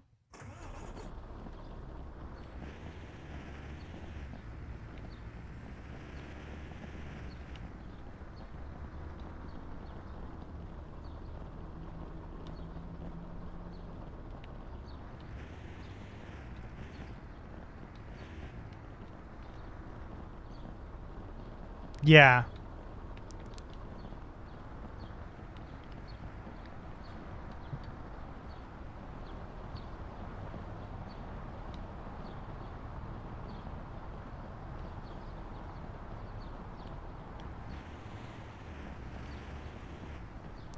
I was gonna use like substance and maybe like something like that. And I thought about it and I was like, you know what? Maybe that's not the way to go. Because it would be too perfect. And it won't feel right. You know what I mean?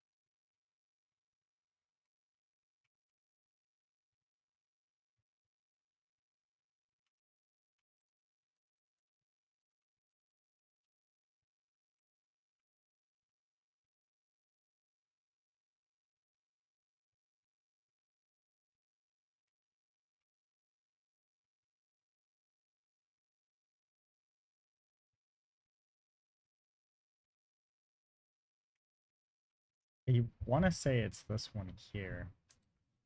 So if we go to here, oops, let's do that. We're going to come into here, we're going to hit that, and then we're going to go back to our shader line and do this. And then we can come in like this. Right, just like that. And then we're going to do back to here, select that, come back to here, and just that. I think I went a bit too dark on that one. There we go. Like that. Yeah.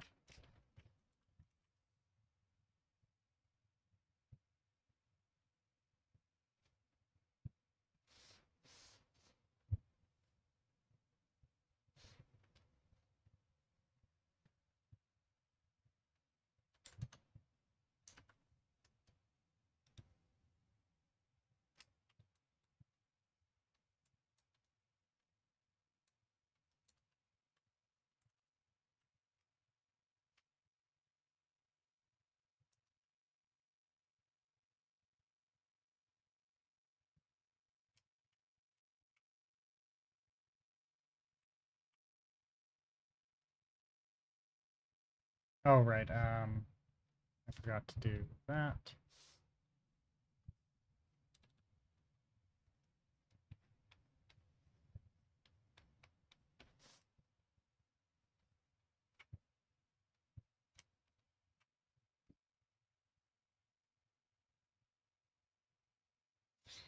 I don't know if I want to do the shading this way. I think this is not the right way to do shading.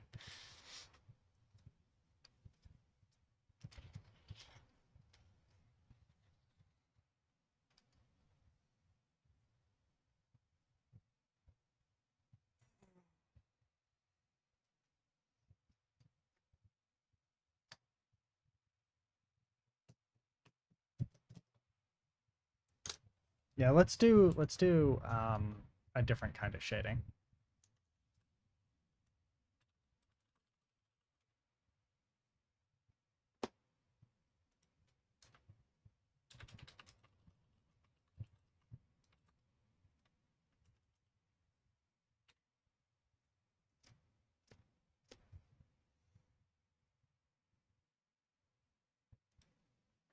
Hello, YouTube. How's it hanging?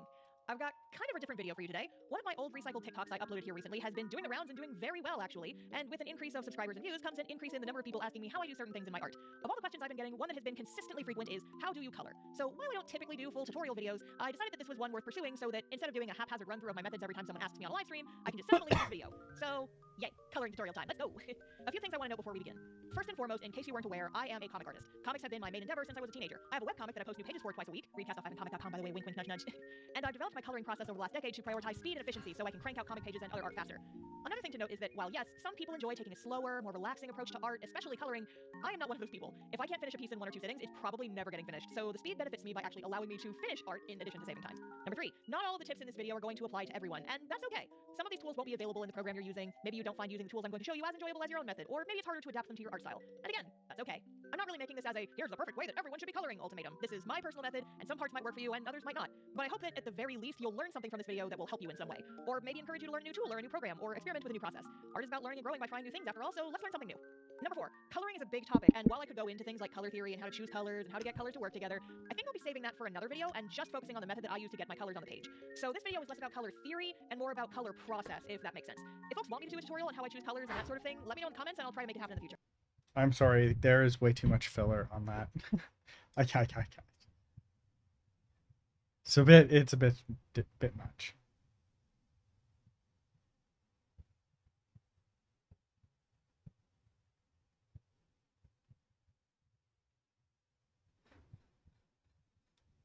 Oh, I'm Mark. I've been a professional artist for years, and now I teach art for a living. In this unusually sponsored episode of YouTube Art School, I'll show you how to color your drawings in Clip Studio Paint. All the exact same steps that I use to color this. Photoshop. Be gone if you're new to coloring, or if you're just looking for a better, more straightforward workflow because you're stuck and you're drowning in layers all the time. Well, this is it. So strap yourself to your chair and quickly let's get this class started.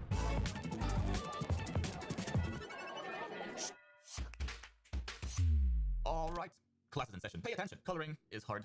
Or is it? It's a lot easier when you have a good process for it. That makes all the difference between you spending 2,000 hours on a piece and making seemingly no progress at all, versus just a few hours and you're done. In today's class, I'll show you my freshest 6-step process to color any drawing and I can't believe I'm saying this, but my new love, Clip Studio Paint. We'll stick to super simple tools though, so I'll show you every layers and every step in detail, so you should be able to try this along with me, regardless of your experience. I got you. And this professional class is only gonna cost you the low cost of either 1 like or 1 sub. It's good value, you'll see. After you've paid the class fee. That's better. All right, let's do it. Let's turn you into a coloring machine. We'll need a line art to start, of course. We need something to color. Oh god. Oh, there it is. By the way, the cleaner your drawing is, the better. Let's say just aim for clean-ish. Don't go too crazy on this step. Depending on your preferences, the line art might actually not make it until the end anyway. The shading will swallow it all. But I'm getting ahead of myself. One thing at a time. Make sure the line art is on its own layer and set it to the multiply blend mode. So far, pretty easy. Step 1. Clear. Now let's set the stage for the colors. For this, I'll go ahead and create a selection for my entire drawing using the good old lasso tool. If your line art is clean enough, you can also select the white portion of the background and invert your selection to quickly be left with the silhouette selected. But mine is full of holes, so rather than cleaning up my lines, I prefer to just lasso it all. Once that's done, fill that selection with a random color for now on a new layer, right underneath the line art layer. This is our flats layer. I said flats! It's going to remain at the bottom of the layer stack for the whole time. Now, the individual parts of the drawings also need to be broken into their own individual colors, so we're going to be using the lasso tool again to separate everything. I usually keep all the flat colors on the same layer. Once all your different elements have their own colors, make some final adjustments to cement your choice of color palette. I am so confused. Oh. Oh.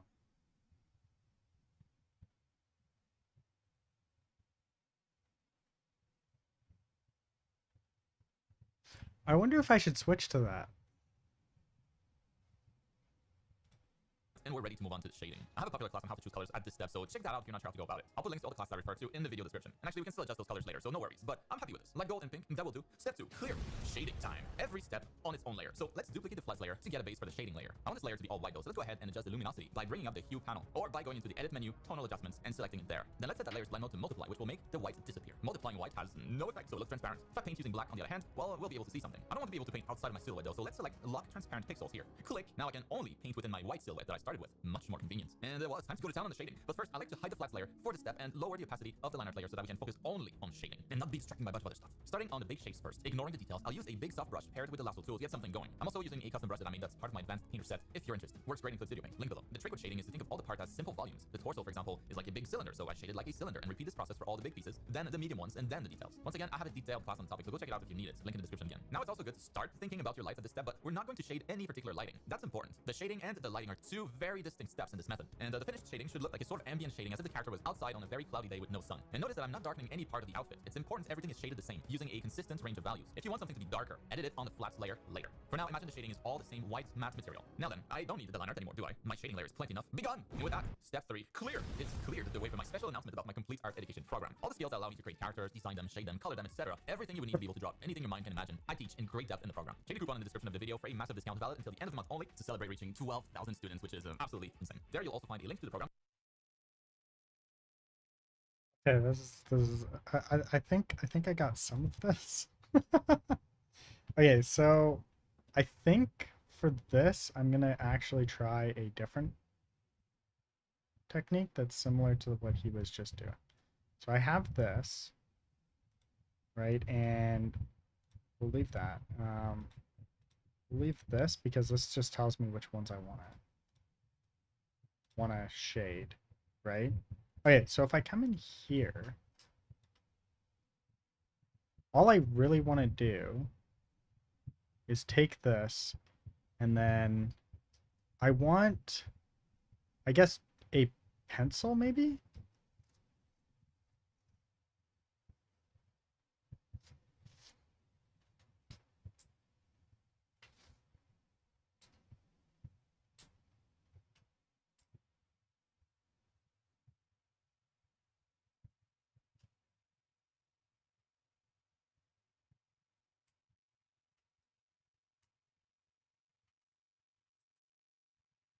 So do I just do like this? Then I multiply later?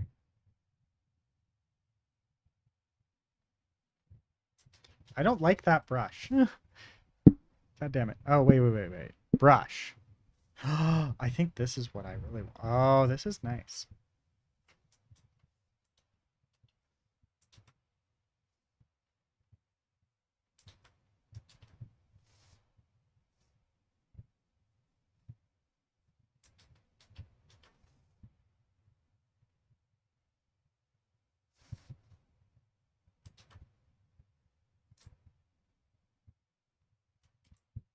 Okay, so if I come here and we remove that and then we come to here, hit W.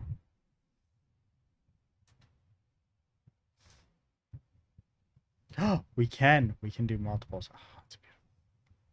And then I believe it's this one, and this one.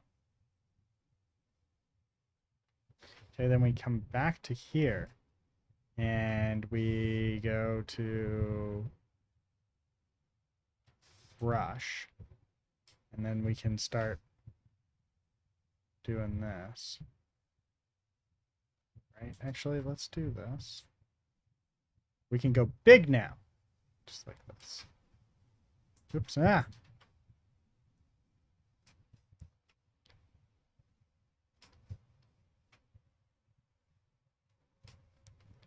Just like that. That was so easy. And then this becomes a multiply for not that layer, but this layer. So we move this down here, and then we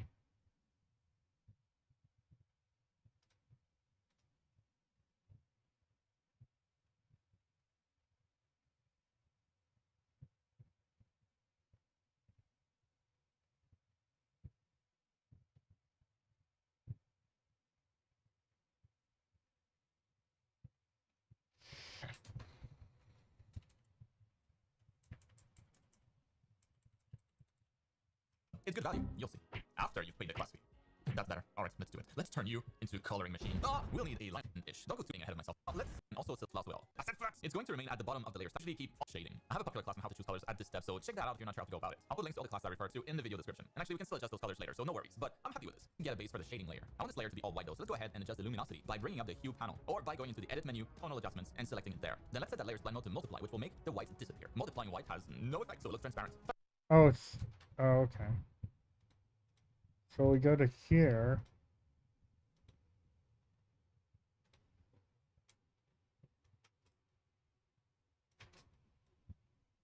Oh, there we go.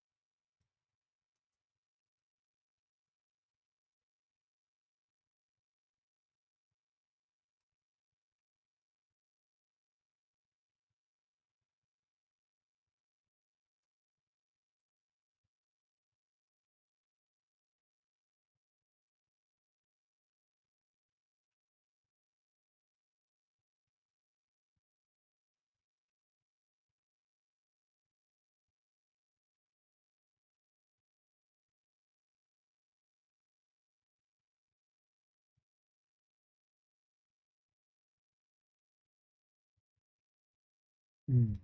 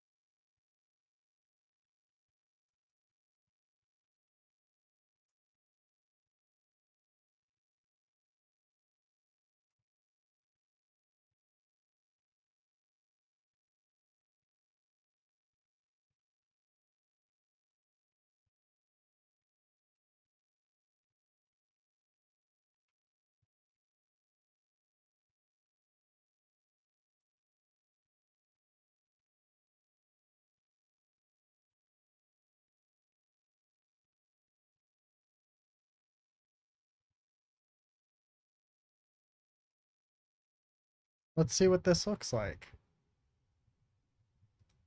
Now, you might be wondering why I'm going back and forth so much with this. And the sole reason why I'm doing this back and forth constantly is because I'm trying to figure out what the style is going to be and how this is going to look.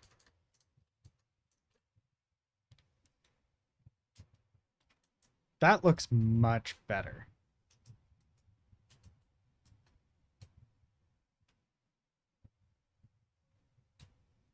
This here needs to be, I think, darker. This needs to be shaded a bit too.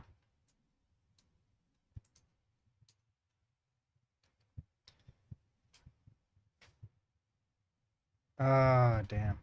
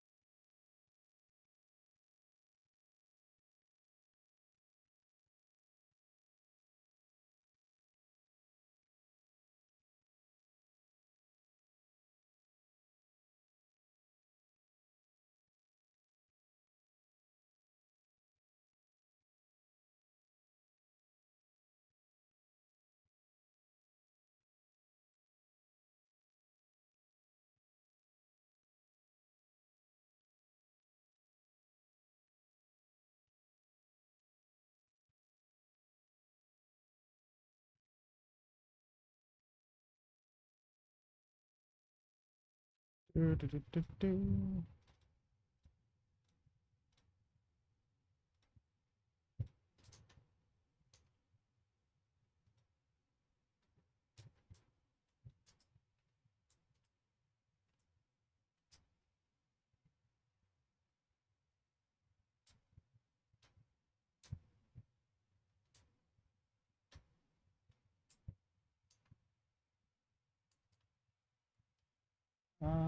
That. Okay. I gotta get underneath that. Here. Huh. Hmm. Hmm. That's unfortunate.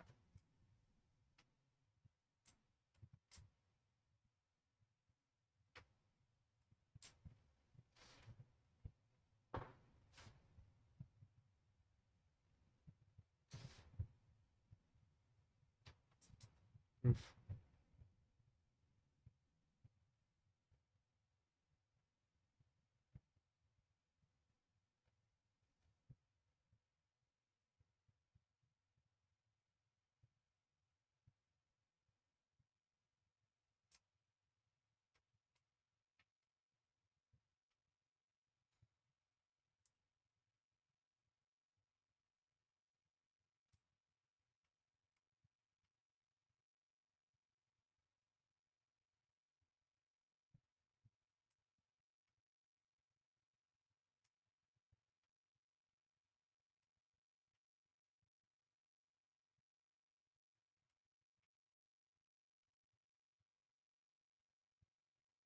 Better. There we go.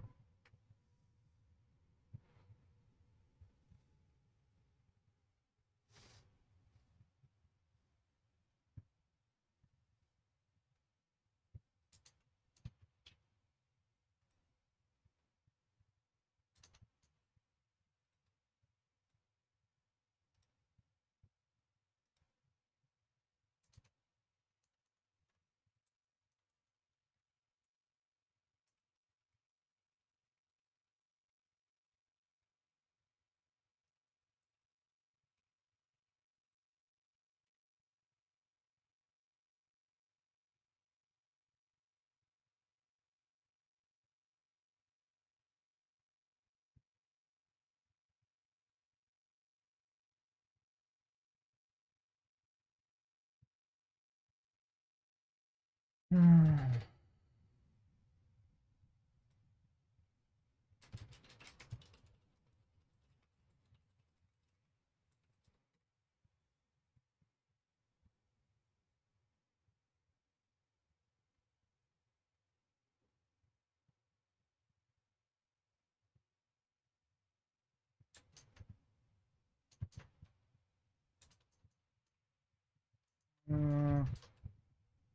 That's what I'm doing, right?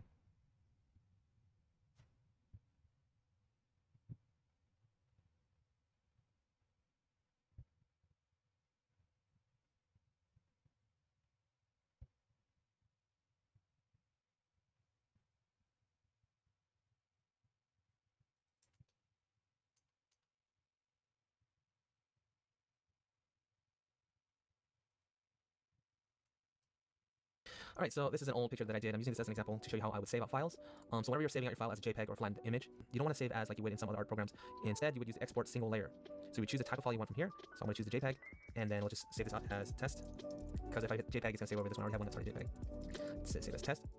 And then this export settings menu will pop up. So for the most part, if you like your image the same size you want it at 100%, you would keep everything as default and then just hit OK. And now we have a JPEG version of the image. This is if you want the picture at full resolution. But let's say you wanted to save out your file in a smaller resolution or smaller file size. I typically save out my files a lot smaller to prevent or discourage people from stealing it as they've done in the past. So to do that, you're going to export single layer again. And then let's call this 1080. So to get this picture at a Hi everyone, it's Brian Shearer back with another Clip Studio Paint tutorial. Today we're going to talk about PNGs, or how to make a transparent background to separate a character and just like none. First of all, just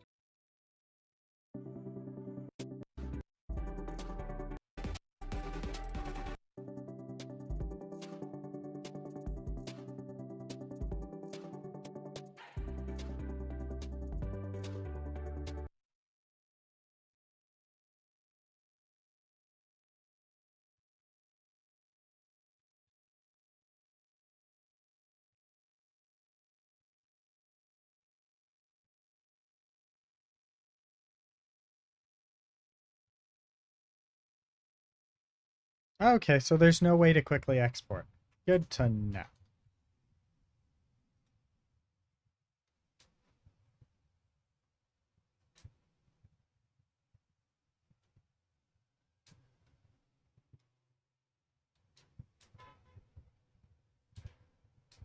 I wonder why we've got such a clean line there, even though, like,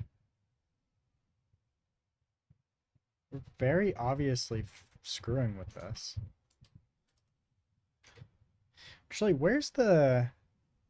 I don't think this has two pieces, so, like, why is that white and not gray? Hmm.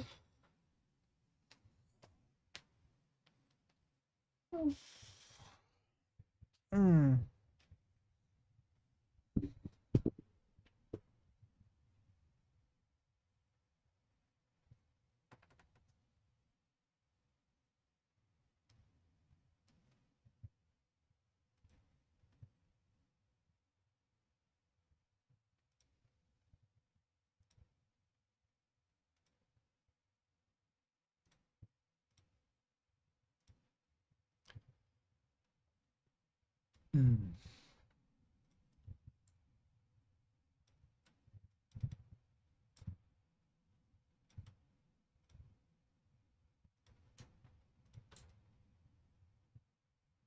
Interesting. Interesting. Oops. Okay.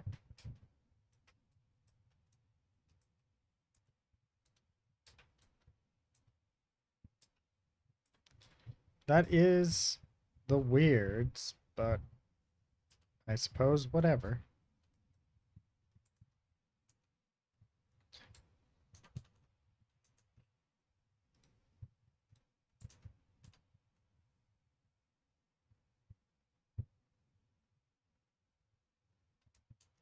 Oh, wait. That's why.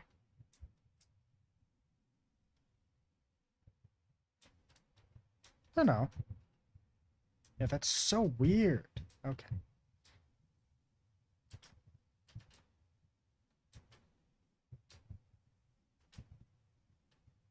Anyways, let's do some more shading.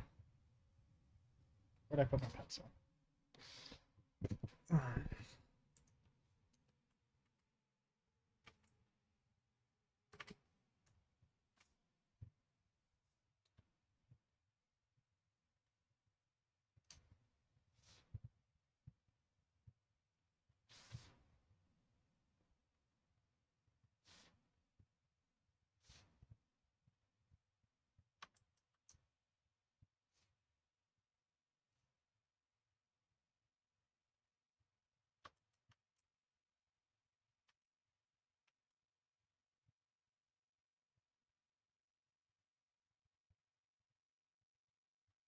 Oh, shit.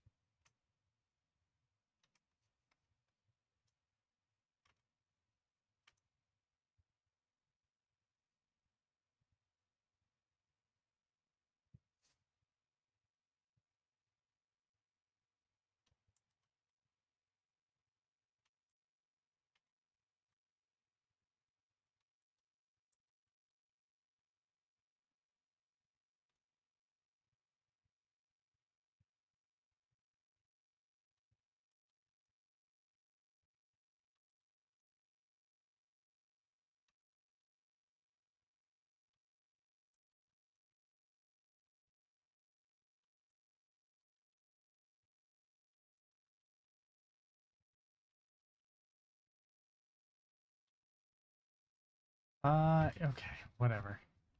We're doing a shading later, so it doesn't matter.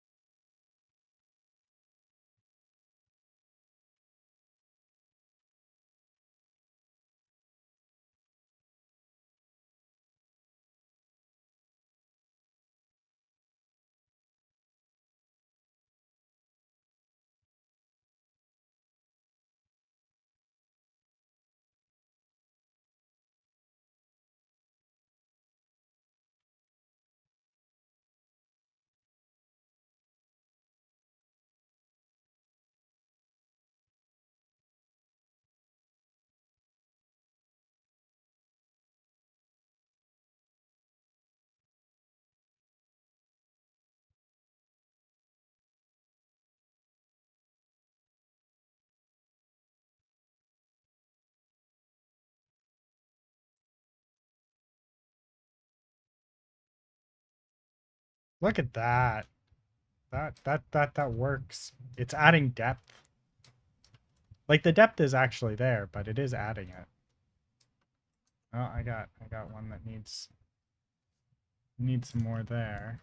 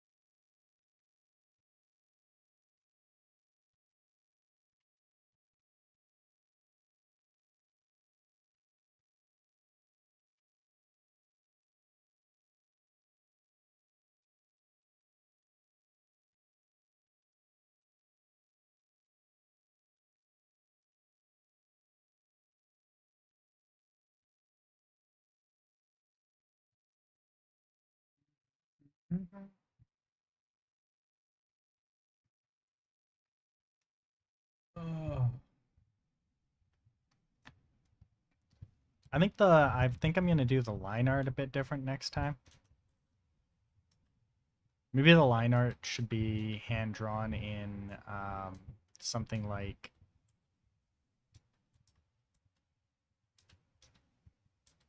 or generated in something like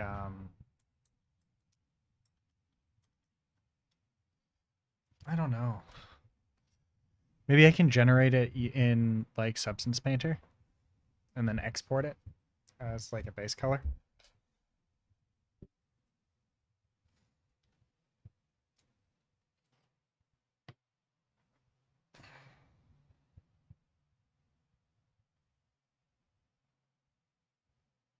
Because I want it to be crispier.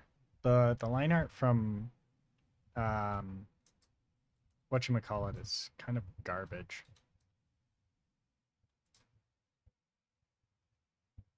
Creates these inconsistencies. I want it to be like a straight line. Okay. Anyways, whatever.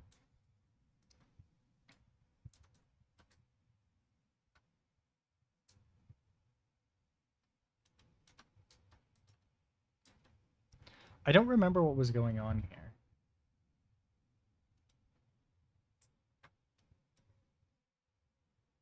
Oh, okay. Yeah. That line needs to go.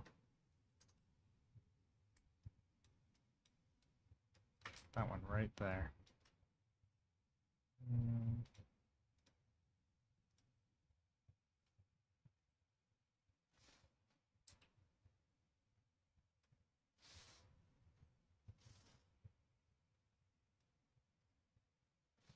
Oh, right. Control D.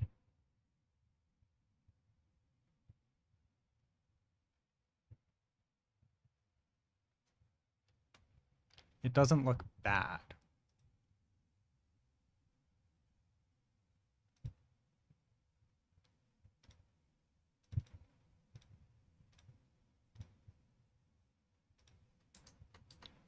Like, I don't think that it looks bad. I just think that it could be better.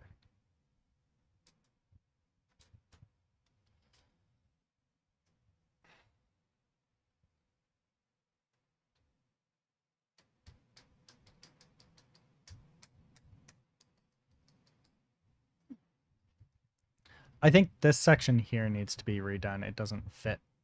And this is a great so I should probably make it a grate.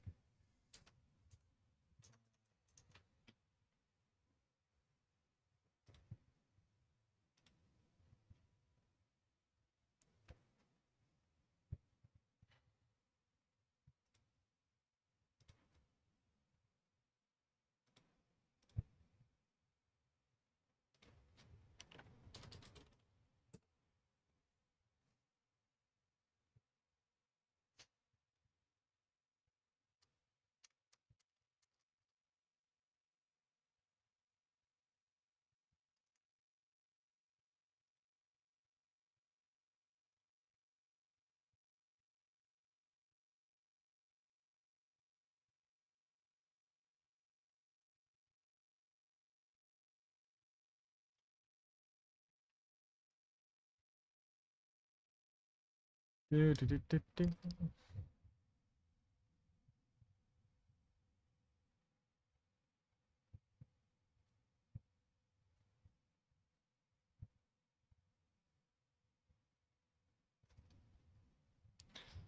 I might just have to do this myself.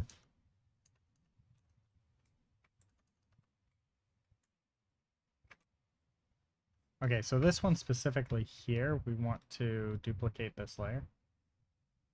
Or sorry, no, new layer. New layer.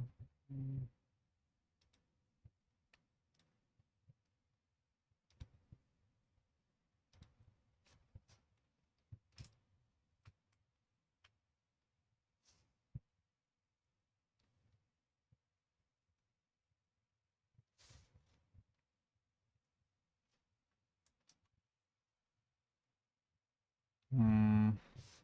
How do we draw this? This just needs to be like a straight line across like that, I think.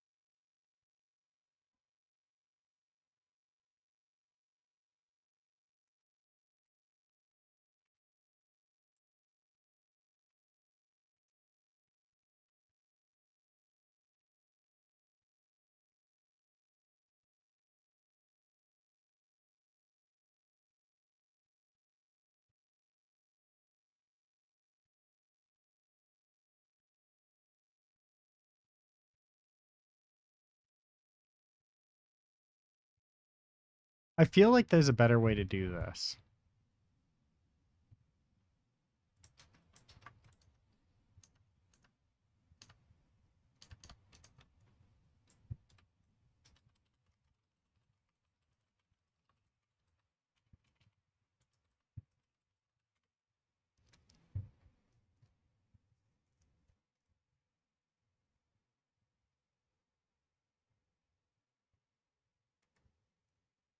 Hi there, in today's video I will show you how to use Clip Studio assets and Clip Studio. When you purchase Clip Studio Paint, you will also get access to Clip Studio assets, and this is how it looks like. So I've selected Popular, and then I will just select something to download. From here, you can just select Download. From the upper right corner, you will see Communication Management, and it will show you how the download goes. Next, you want to open up Clip Studio Paint and select Materials. So just open up Material tab, and it will be under the Download folder. As we downloaded Brush, you can just Wait. Here we go. Hey, look, I got a lot of materials and whatnot here.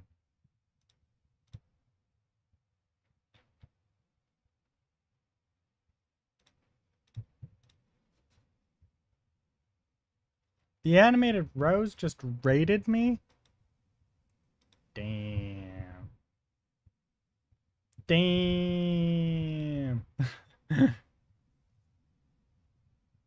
are things. Thank you for the raid, Miss Rose. Drag and drop the brush to the subtool tab, and the brush is ready to be used. How is that Now, character if you want to coming delete along? a material, just select material and hit the delete selected material. Now, if you want to create your own materials, you can do that easily by just creating a folder, select material, drop the brush to the subtool tab, and the brush is ready to be used. Now, if you want to delete a material, just select material and hit the delete selected material. Now, if you want Wait, is this a stamp then that I'm looking for? How does this work? So if I take this, no.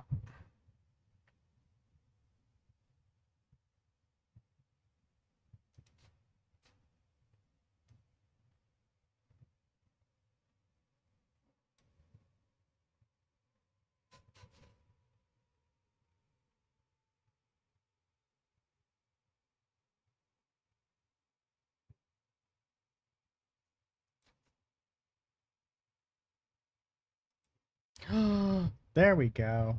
Lines.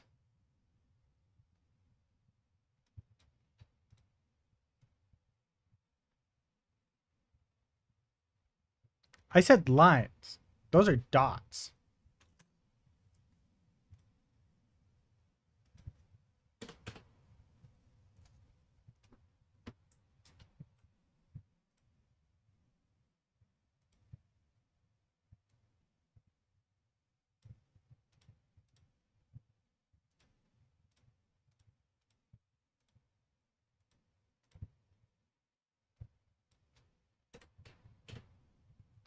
That's not what I want.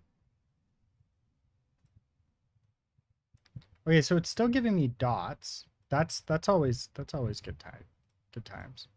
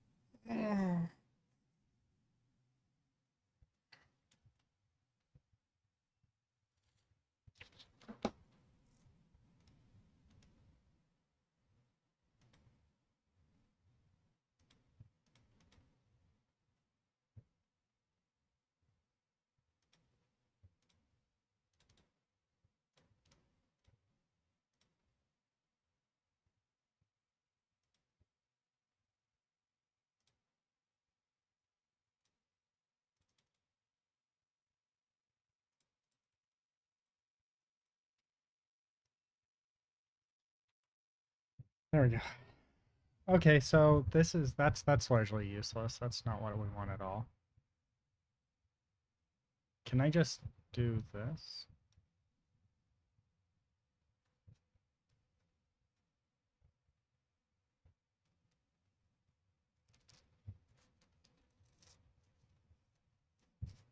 Nope, that does not work. Oh wait, this is a raster, right? So if I maybe I don't know, maybe I delete this. And then I do new layer, raster layer. There. And then I've got this selected, right?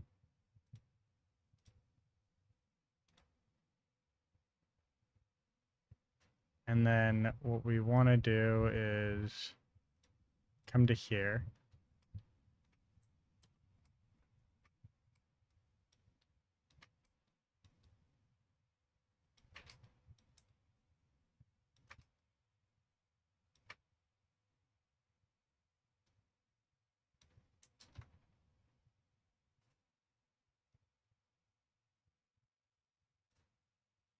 There.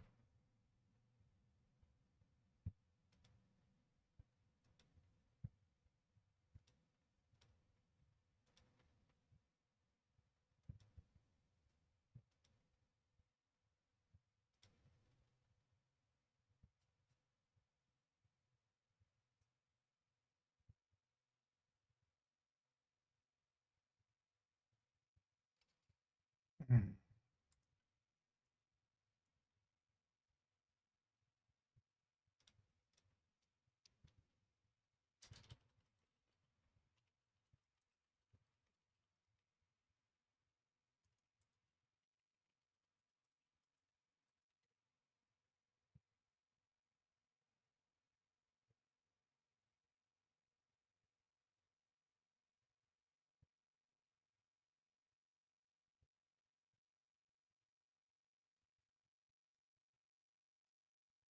I don't know the name of what I'm trying to do.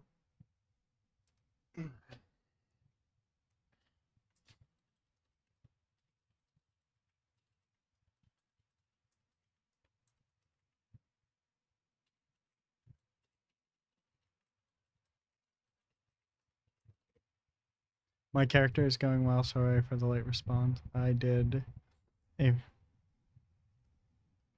Well, you have yourself a good sleep. 5 features in Clip Studio Paint that you are probably not using, but that you definitely should be. As I mentioned in my previous video, I transitioned from Photoshop to Clip Studio Paint last year, and while I've been exploring the software, I have come across some pretty cool features, and I want to share them with you. You might already know or use some of them, or maybe today your brain is going to implode, just like mine did when I discovered these features. And remember that you can follow me on Twitter and Instagram at @NetXLR for general art updates and comics and reels and the occasional art memes. Or you can join the mail list family to always be the first to receive news about upcoming content, tips and tricks, and other art-related content that I'd like to share with you guys. The link for the mailing list is in the description. And lastly, and quickly, before we move on, I just want to mention that my comic series about the demonic Wonder Team, Mocha and Damon is now on Webtoons. The series is called Just Damned Business, and I've decided to put it on Webtoons to make it more accessible and easier for people to read online. So if you like comics and demons and you use Webtoon, I would be super happy if you'll consider checking it out. The link will also be in the description, or you can just search for Just Damned Business on Webtoons. And now let's move on and start with the first cool feature of Clip Studio Paint, the Quick Mask. If you also like to use the lasso tool to create selections in your artwork, you are going to love the Quick Mask. At any point in your drawing process where you need to make a selection of a specific area, you can use what is called a Quick Mask. If you go to Select and click on Quick Mask, you'll notice in your Layers window that a new layer was created. It almost kind of looks like a regular mask layer, but this is a temporary layer. Now you can pick any brush and start painting an area that you want to make a selection of. By default, your mask area should appear as red. You can, of course, also use the Eraser tool to erase areas. Once you've drawn the area you want to make a selection of, you can go back to the Select menu once again and click the Quick Mask option. First, notice how the temporary Quick Mask layer disappeared from your Layers window, allowing the red that's area to neat. be on your canvas. The area that was red before has now instead turned into a selection that you can use either temporary, or you can make an actual mask out of it by clicking on the mask icon. But Natya, you ask, why don't I just use the lasso tool? It seems like the result is the same. And why, yes, the result seems pretty similar, but with the lasso tool, you can't use any of your brushes to make a selection. And that is truly the beauty of the Quick Mask, because it saves all the texture from your brushes into your selection. Whether you use the default G-pen, a soft airbrush, or something completely else, the Quick Mask brings it over into your selection. The lasso tool, well, it can't do that. And we're moving over to selection layers, because they actually work quite a lot like Quick Mask layers, except that they are not temporary. A selection layer simply lets you store a selection inside a layer. To create a selection layer, you select from layer on, as you can see, specific area here in setting called a draft layer. You can turn any of your layers into draft layers if you want to. When you set a layer to be a draft layer, it means that this layer will now be, say you have a layer, but you still, I'll quickly create to a sketch layer. As you can see when I try to fill in my line art, we learned about this in the previous video, by the way, the link is in the description. Reference sketch layer at all. Sources can be visible, sure that I don't save me hours of work in the end. Basically, an auto action is a set of recorded steps. Select all might be in little auto action, and it's probably the so in this case, the recorded or executed in as you lift your right and be restored and so characters for you guys. Like things and adjustment. I think she actually didn't cover the thing that I was looking for.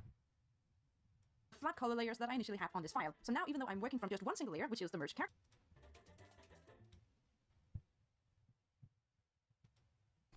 Hi there, it's Fairy Drop. Today, I want to make something a little different from my usual content in form of a little tutorial. One of the This things that mushroom people usually comment on here or ask me about regarding my art is reminds me of something, adding a texture to a digital piece because is actually I really simple, made and that I'll in show how I do it in 3D Paints, but terribly. they are split up and it's very hard to tell what's going on. So I thought I'd make a more educational video on the subject and go through how I add textures in Clip Studio Paint. These tips can be applied for other programs like Photoshop and any program that allows you to import images and use layers and blending modes. But since I mostly work in Clip Studio Paint, it's what I mostly use to myself. Some clips have that dark screen and clips, and one of the things that is only different from a blending mode like Multiply, which always blends colors to appear to be more dark than colors underneath, or Screen, which only underneath it. Points is that you can easily manipulate. No, that's not what I'm looking for.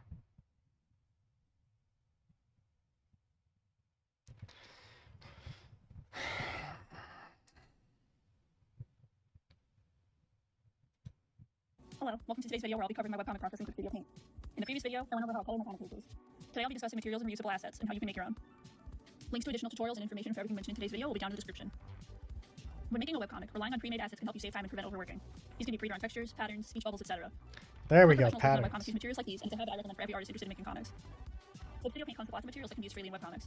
You can view these materials by going to Window, Material, and choosing any folder. As you can see, each folder has plenty of assets you can easily add to. Oh, I wonder if it's just a gradient. Where's the gradient tool?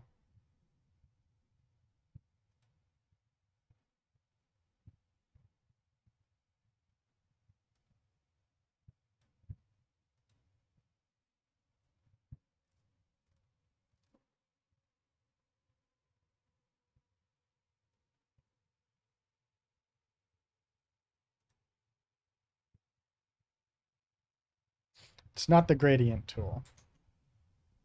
To your canvas by dragging and dropping them in. For my webcomic, I use a combination of default assets and ones I made myself. As you get further into drawing your comic, you may find yourself drawing the same thing again and again, and you can't find a pre-made asset for it. Oh, wait.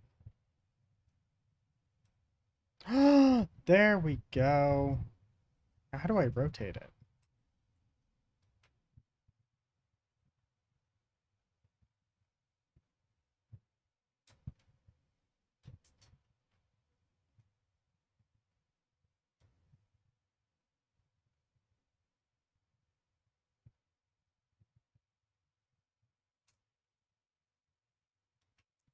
How do I rotate you?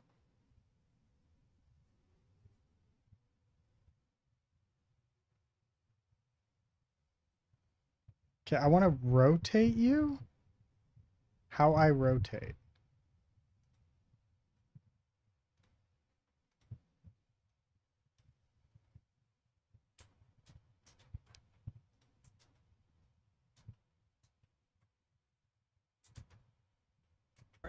In that case, it helps to know how to make them yourself.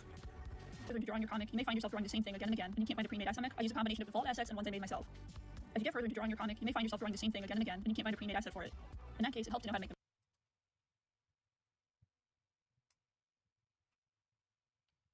Okay, I have an idea. I have an idea. Okay. So bear with me here. There's this. What we want is we want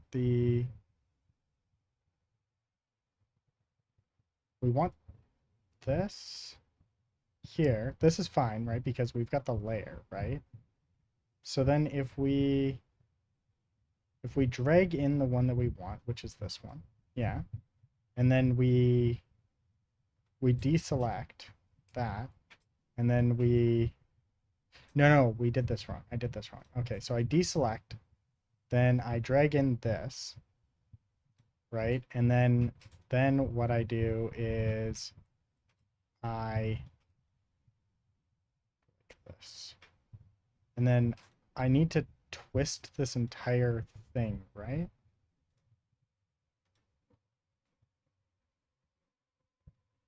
No, that's not it either.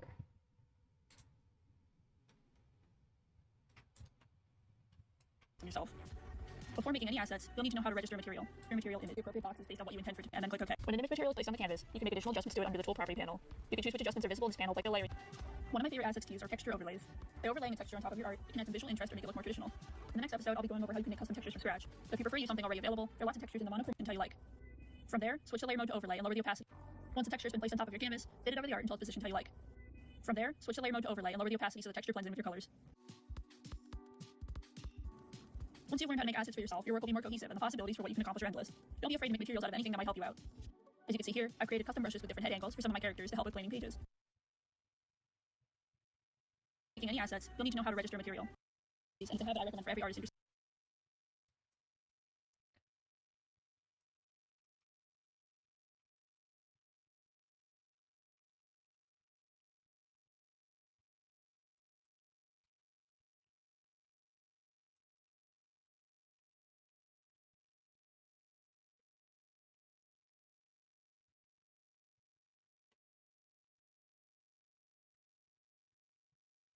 Wait. If I don't have anything, I take this, I apply this, right? Do we have a... Can we edit this?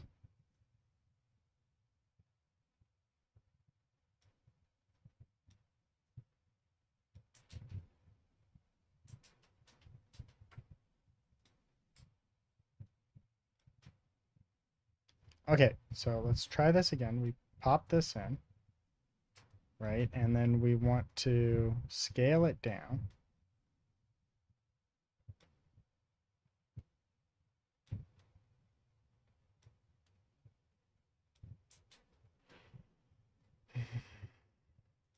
Why is it moving things? Why is it like this? Sorry.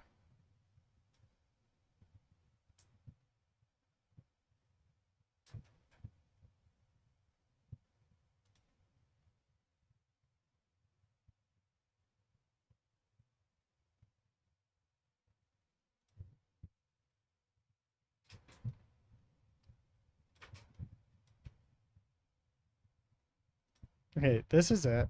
Then I want this. Then I go ahead and I do. So I go ahead and I do this.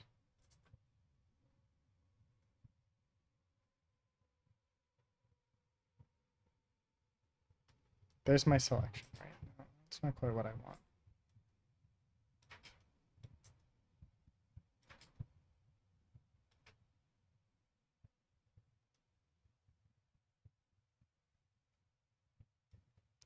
There's my selected area, right? And then apparently, since we can't modify this after bringing it in, because reasons unknown to me, even though the other girl did it, she modified it, and I can't modify anything here. Okay, edit. How do I want to rotate it? How do I rotate this? Is this even an option to rotate it? Okay, so I can do that, but I can't rotate it. Okay. So rotating is not something that can be done. What the fuck?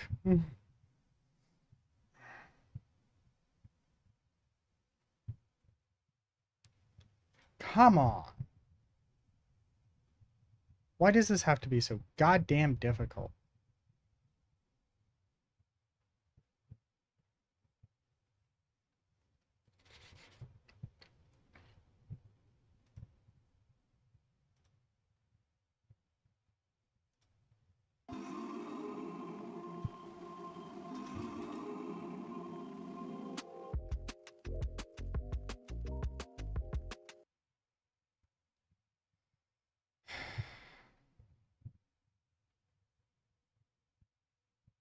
I don't care about free materials. It's not what I care about. I care about actually being able to fucking use them. They're so worthless right now.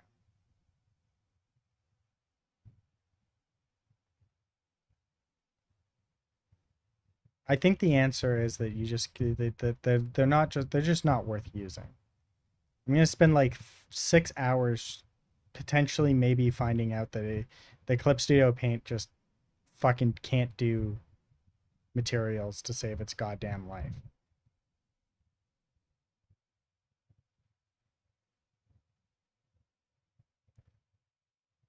I don't care about your recommended materials. I don't care about transfer materials.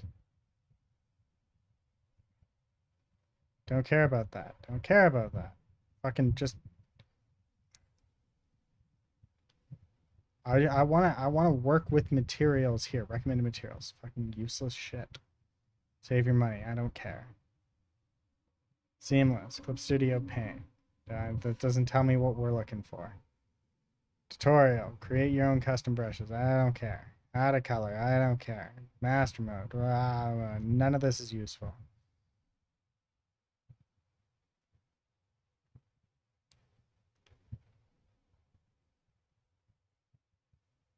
Where to find manga materials? And nobody cares because you can't edit them. Hello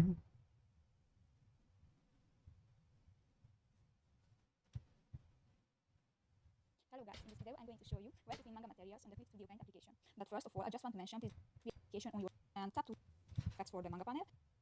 You can it for this video guys. See you in the next one. Bye bye. What the fuck? Okay, look, watch this. Just drag the chosen effects onto the canvas.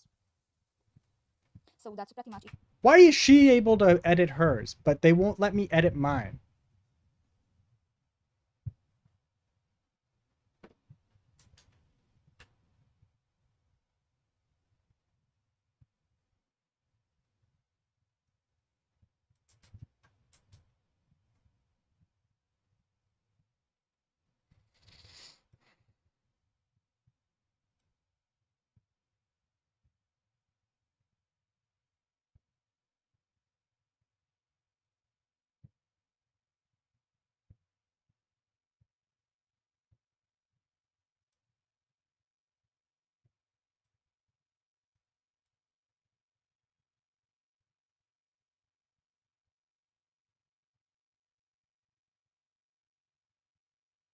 Yeah, now it's useless.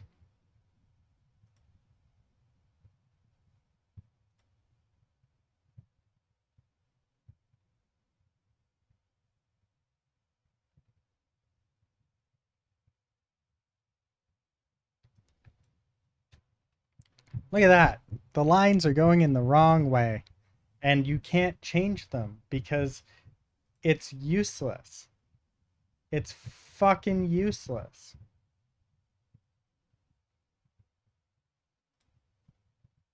Okay, maybe if I try a random, like, if I bring this one in, can I do this? Fuck, I don't want that shit. Please tell me this one's, okay. That one, okay, that one works. Delete this layer. Yeah, fuck you, layer.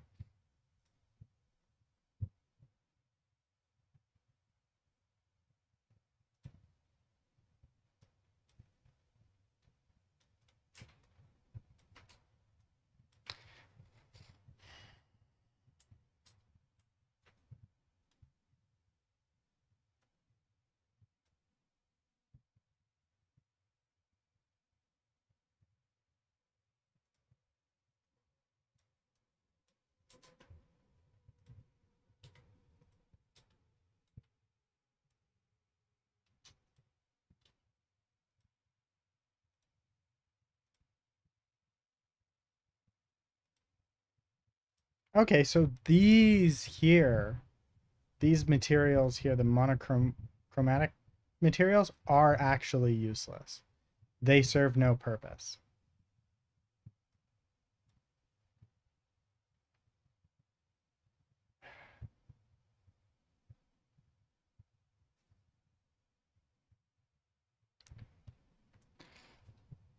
Apparently, they are just entirely useless with no goddamn purpose whatsoever because you can't do anything with them. You can put them on and then do nothing. And it will just say fuck you. And it will allow you to fuck with everything else. It's beautiful.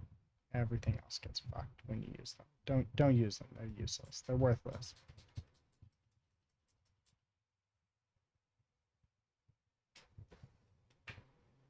How did you even add it? Like, I add it here and then everything breaks. It's just like, hey, don't worry, we got you. We can break everything, make everything inconvenient.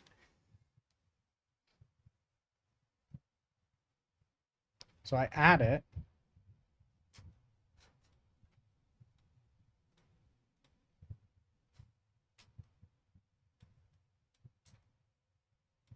What the fuck is it doing?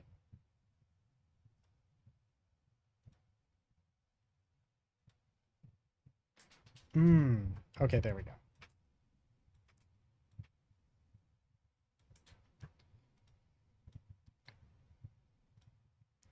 So we're going to lock everything because I'm sick and tired of it moving things. So my base colors, shadows, we're going to lock these so it can't move them. I'm going to deselect. We're going to lock this because we don't want that to move and we don't want that to move. There we go. Beautiful. Absolutely beautiful. Okay. This layer here is the useless layer. Just click and drag, but it should... Yeah, no, but it doesn't give me the blue square. See? There's no blue square.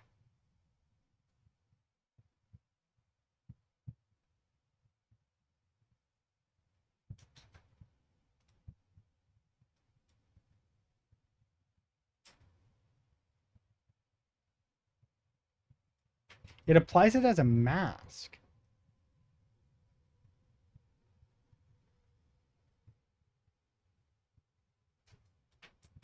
To other things.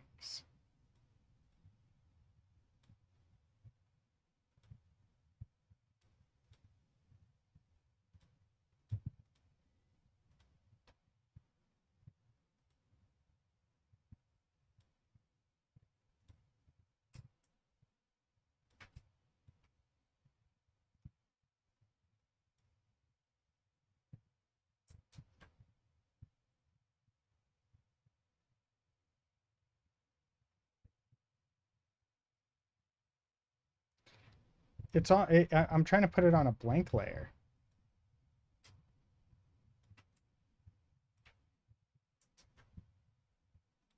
Like a layer that literally has nothing on it.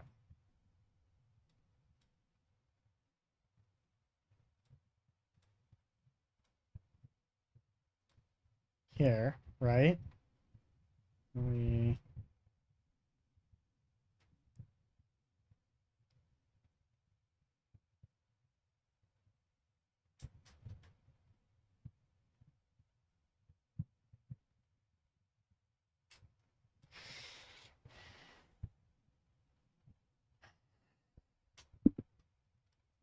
Yeah, it seems like it's like, how can we make the most worthless, useless piece of garbage ever? And then it's like, oh, we could do this. And then they're like, yeah, we came up with something useless.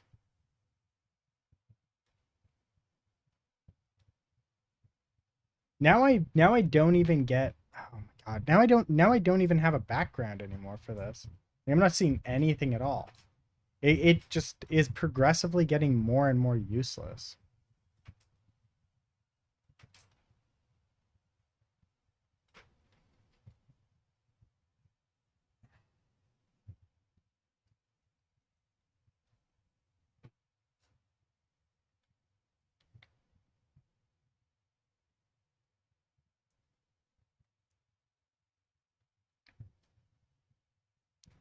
Okay, what if I do this? What if I do this? We do this. There. Cool. Now we attach that. Oh, look at that. Okay, so that works. So it has to have something to go on top of. But can I edit it?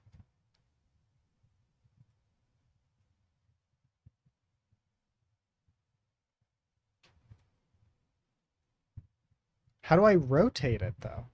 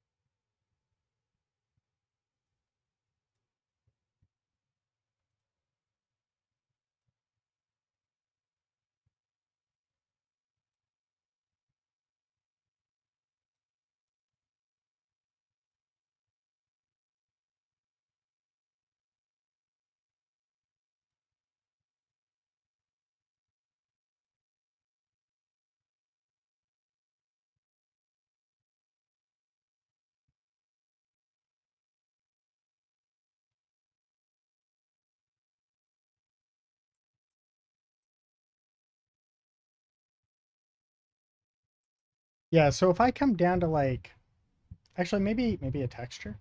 What will happen? Oh, okay. So I need a texture because the other ones are useless. Unfortunately, I don't have a texture.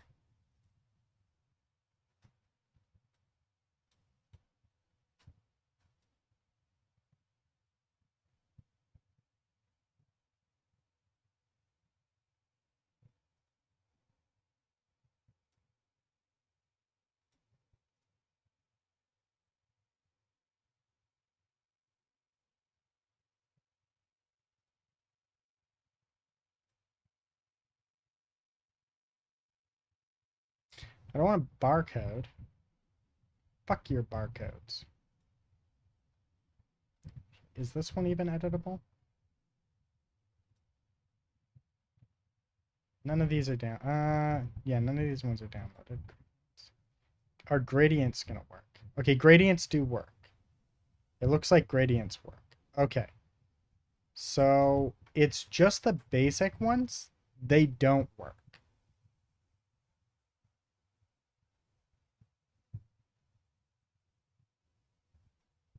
So I need to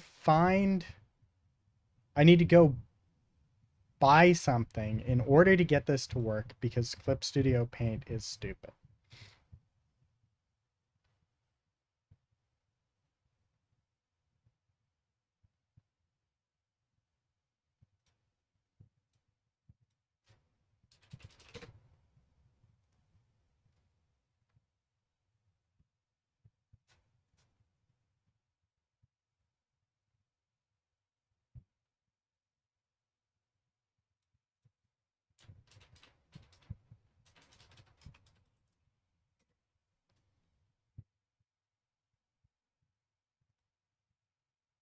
No, I don't want gradient lines. God damn it.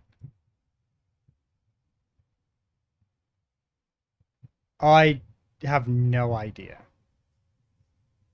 I think that they were part of the base. I might have downloaded them. I actually don't know, if I'm being honest. I don't know how I came across them. I just know that I opened this up and they were there.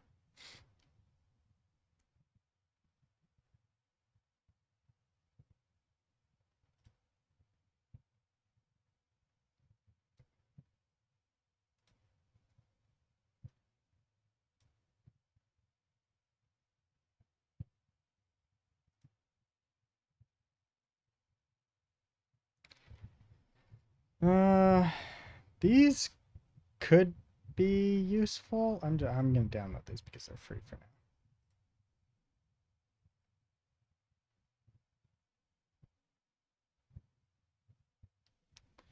Yeah, I don't have an answer for you on that one.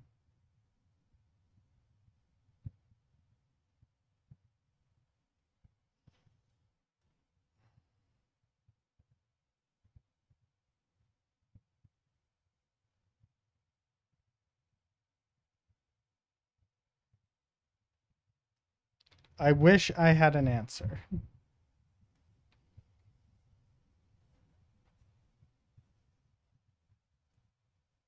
Oh.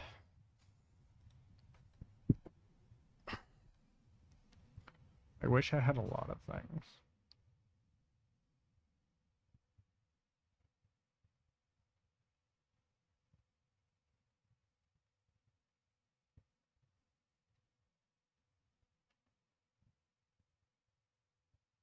I'm gonna say their website for this is kind of terrible.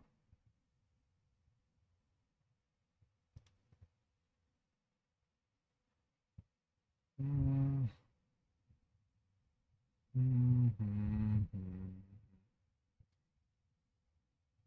Like the searching function and stuff like that.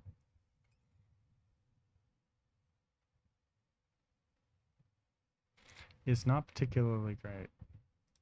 It's free, I'll download it.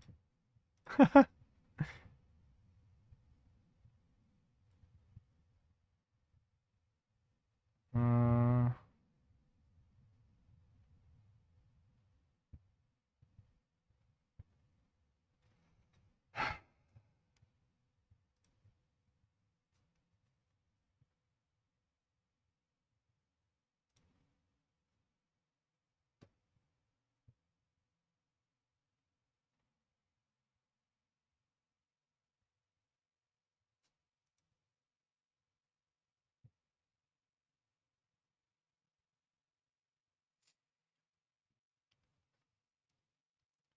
I don't want to have to buy Clippy points to buy this thing. Just for this one right here or this one right here. I'm not sure which one. That is unbelievably stupid.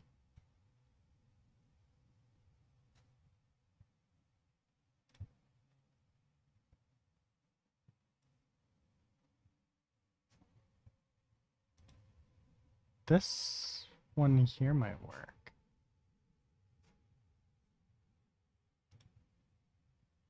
Oh, I think I found it.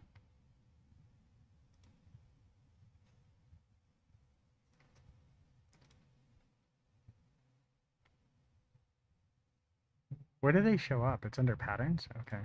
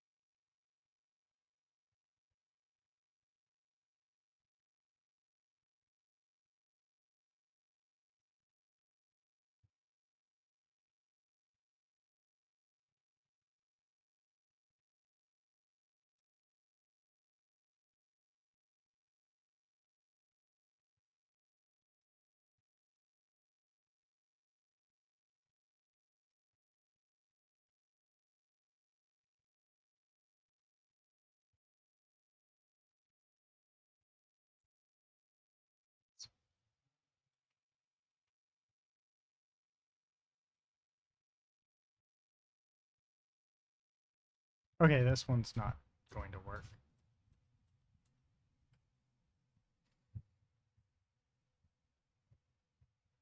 Okay, so it can't be an image. I thought I just did a pattern. Like I just, oh, God damn it. I probably have to save. Save and reload.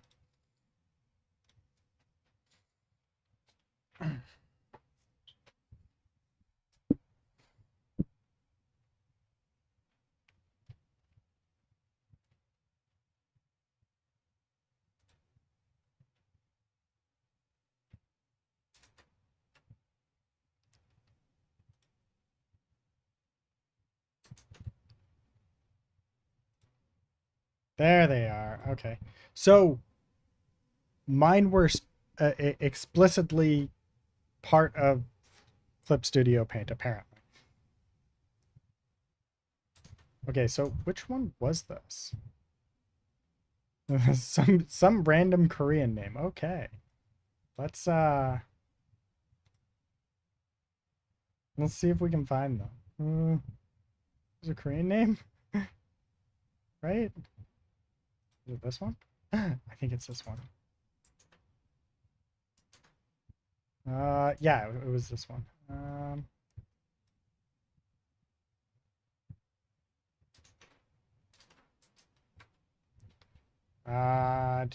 We come here. We zoom in like so. Move over. I figured it out. Everybody, I figured it out. The world is in a better place now. I can be less angry now.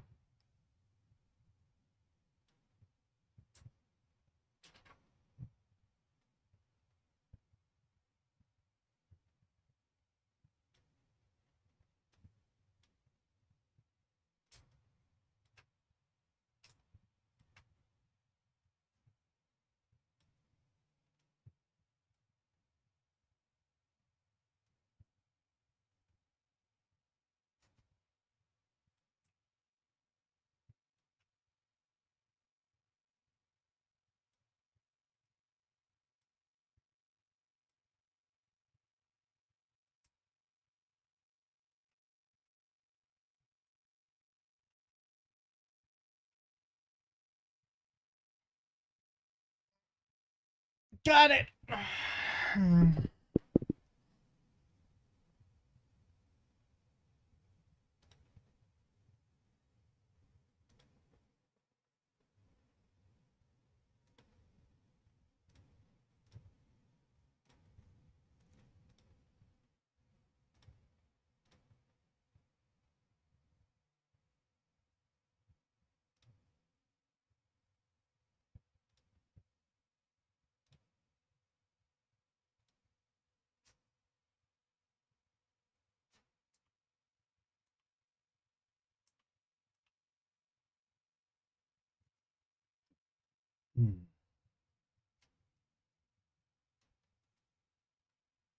Mr. Caucasian Man? Interesting.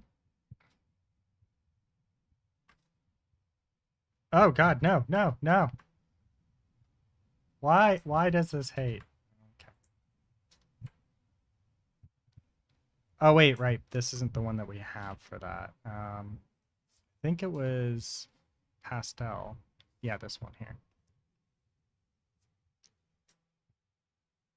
Ken Asian? Oh.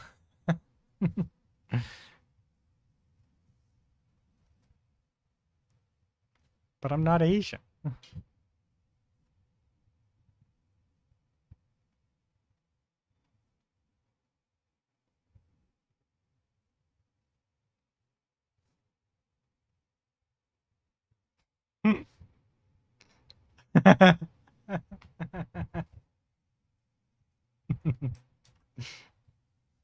But I'm not Asian. Hey, hey, hey. I'm allowed to troll.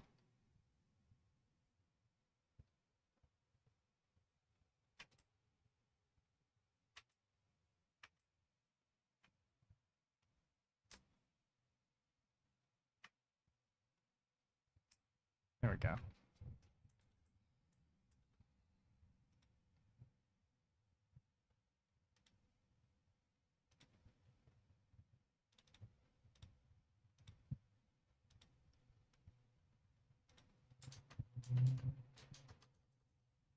You missed it. I was getting all angry before. There we go. It's even better now. Have you heard about the UK election?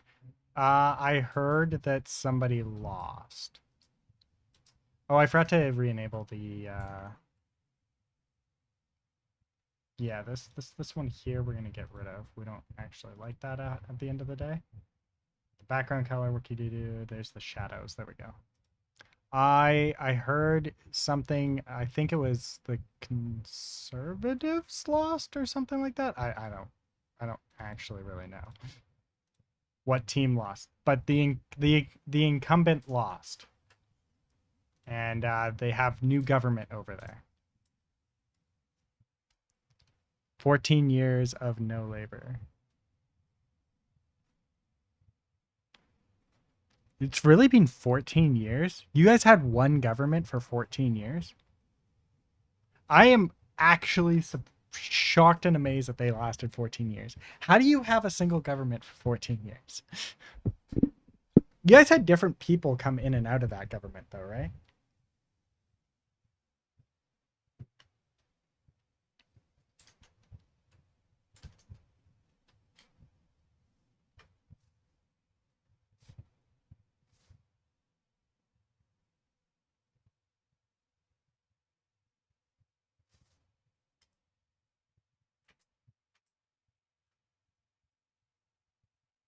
Yeah, different prime ministers.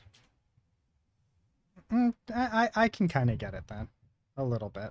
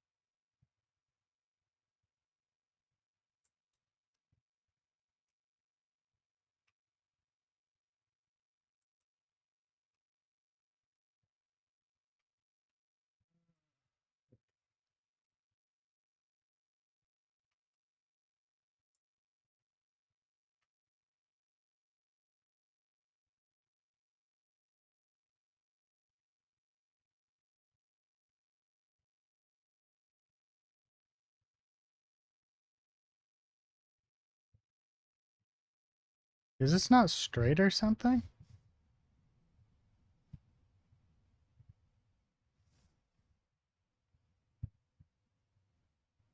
This UV is not straight.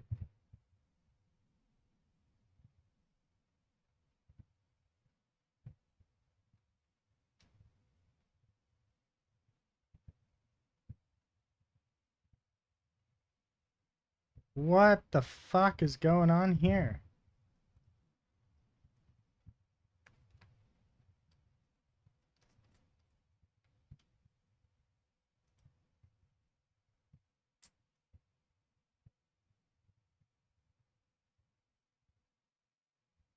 I thought I straightened that. Ah, fuck me. Ah, whatever. I have a way of doing this.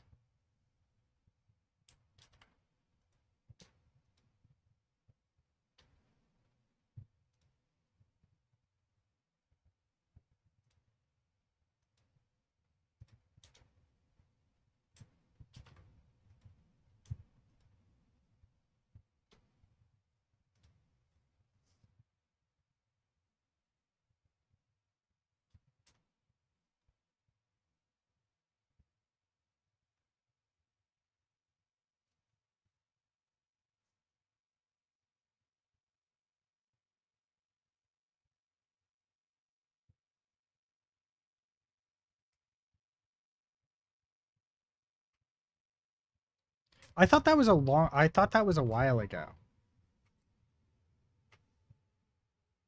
Like I didn't think that was new. I thought that was like old news. The cabbage thing?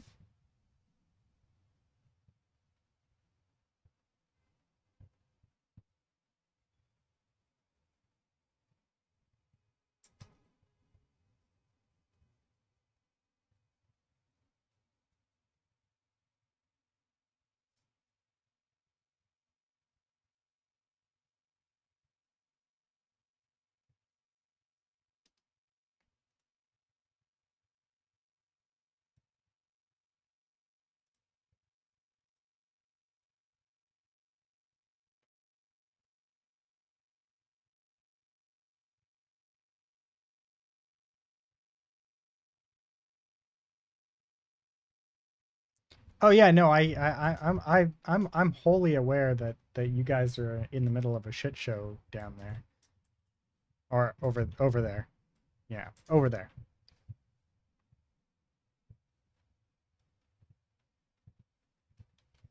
But as far as like all the details about it, I have no idea. Are we going? Which direction are we going on this? We're going like this.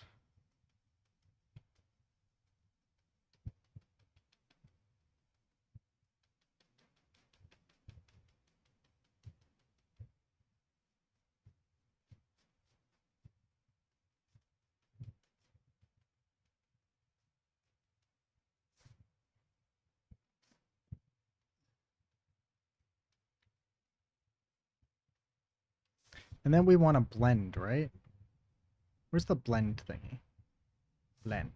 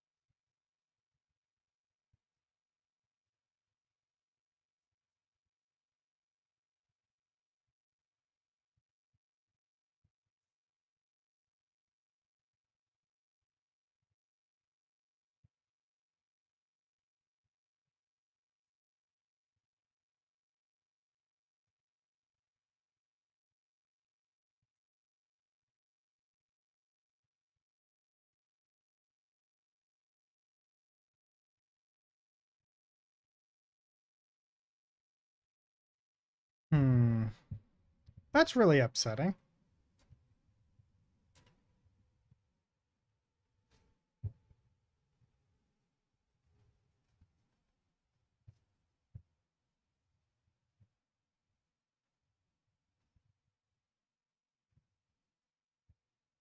Trying to get this to be a bit darker, and it doesn't quite work the way that I want it to.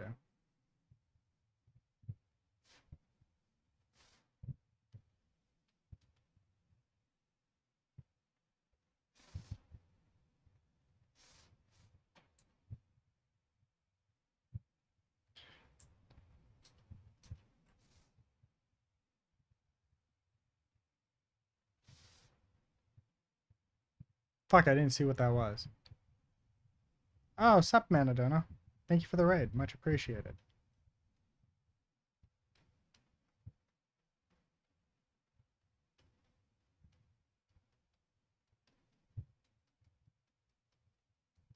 We were just talking about your people and the shit show that was your political system at the moment.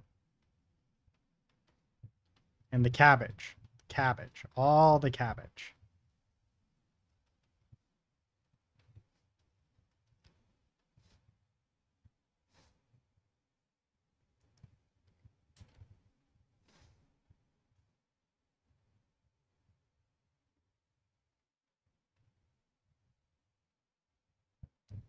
Did it? Did it? Or did a new shit show just begin?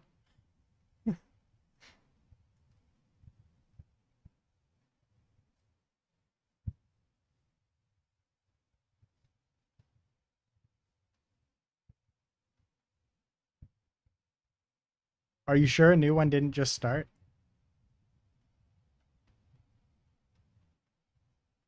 Don't be fooled. Don't be fooled. Just because they're new doesn't mean they're not corrupt as fuck.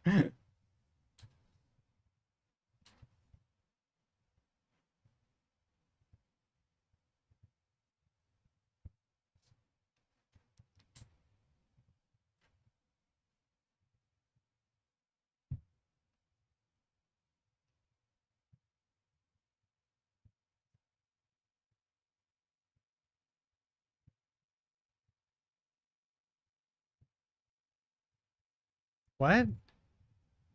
Dude, there's 6 parties in the country I live in.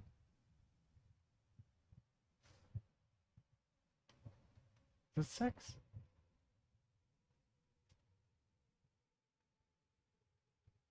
No, it's really 4.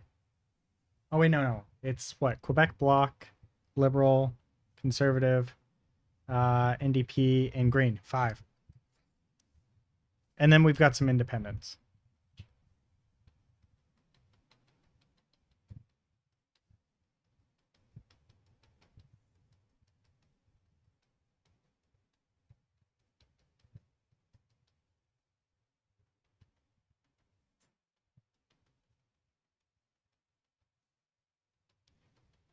The Green Party, though, has only 2 people in Congress or in the House. The there's 4 main parties, which is the Quebec Bloc, the Conservatives, the NDP, and the Liberals. And the Quebec Bloc right now, I think they're slated to be the opposition in the next election because the Conservatives are slated to win. Right now, the Liberals are in power and the Conservatives are the opposition. The Majesty's opposition. Actually, I wonder if it's a different name now that it's a king. Yeah. Because like if we were to look up like the makeup of the house, the Quebec Bloc has like I think 20 seats or something like that.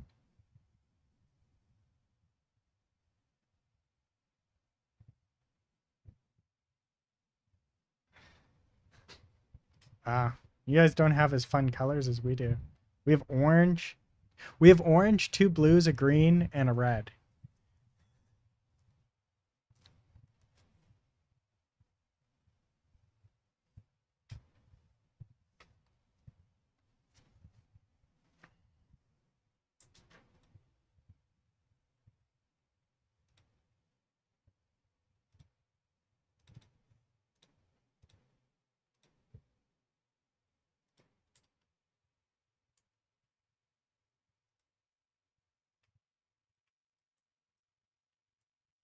Oh god, it looks terrible now. I don't like it.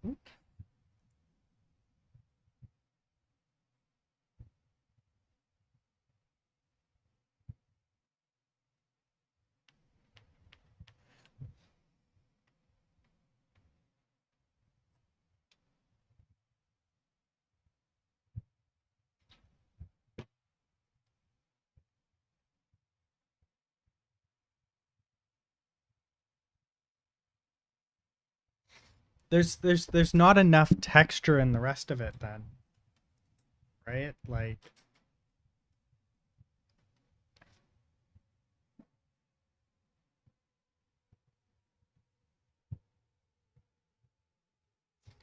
this part here needs to be darker.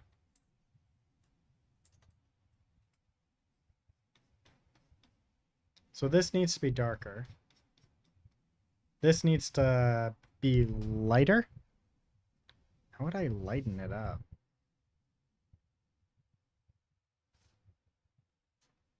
I guess I could blend it bigger.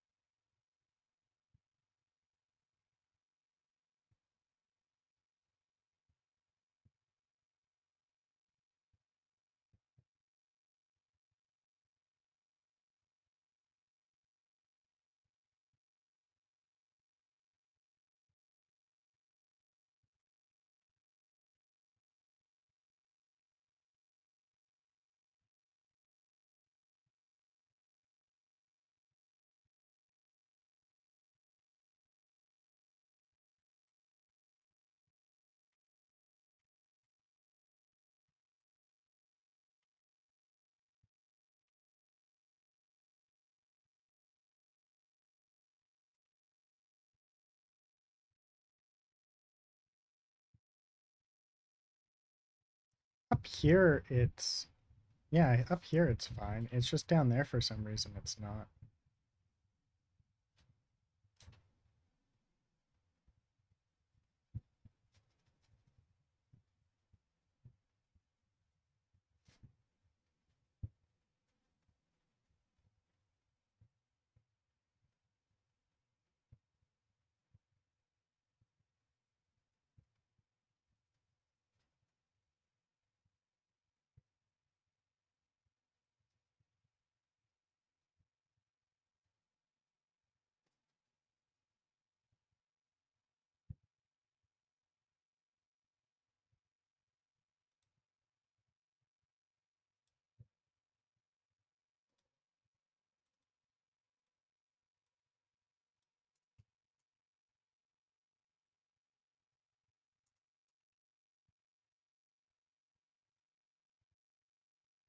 Better.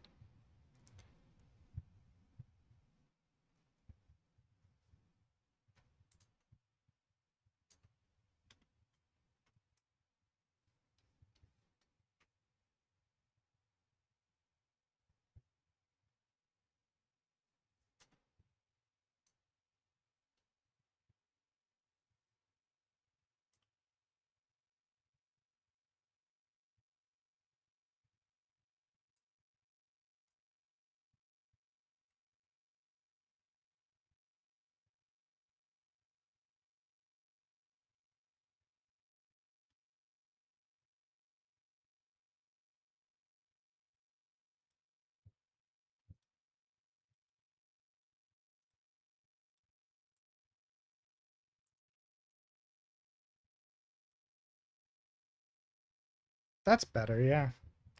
Okay. I got something. I'm cooking with fire here.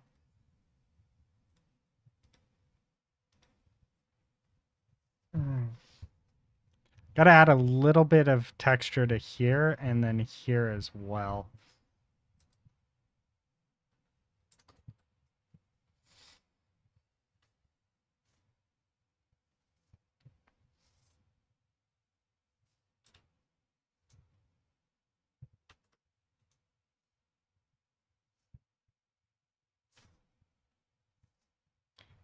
Do do do do.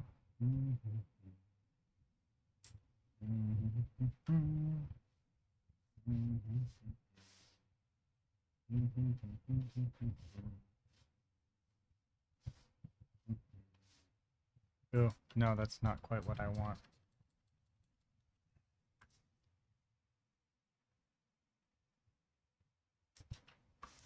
Actually, yeah. This and that. No, that's not what I want either. I need this bigger. Okay. That's better. Maybe one more light pass. One more. There we go.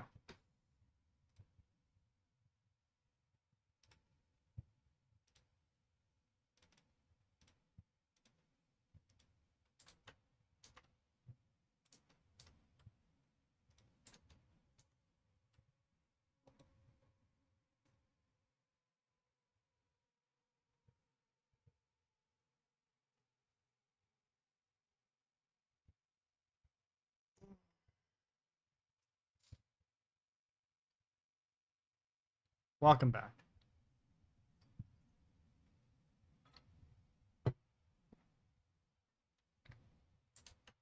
Today's been the day of raids.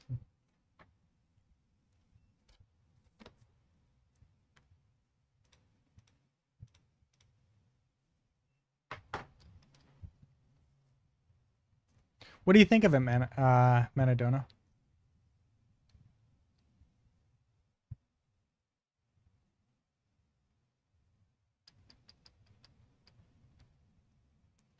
I think it looks fairly decent. Ow.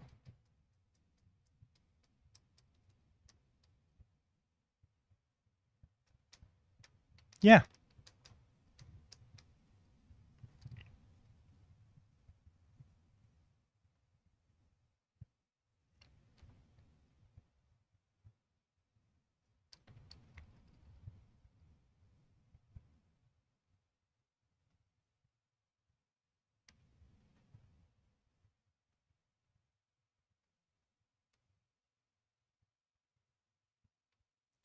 What does that have to do with this art? What does that have to do with the texture? Give me one sec. I'll be right back.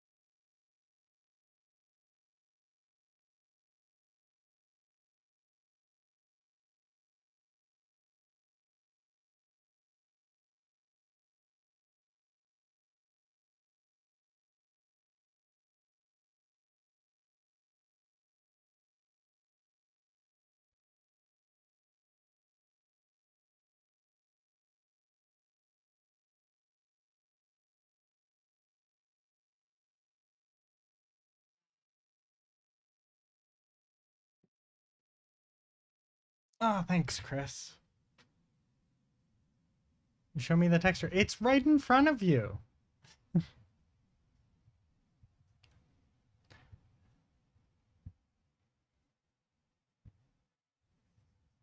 I think it's pretty decent.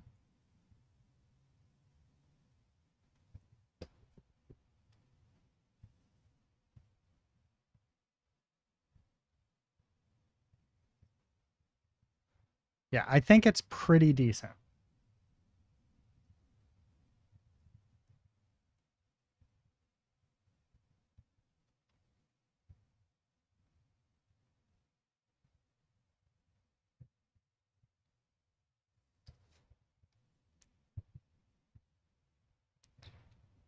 Well, okay, so you're going to be driving a truck, and it's going to be up here. Actually, let's put it in actual place here. It should be about right here. And then if I hit play, we can drive over to it and see what it's going to look like in game.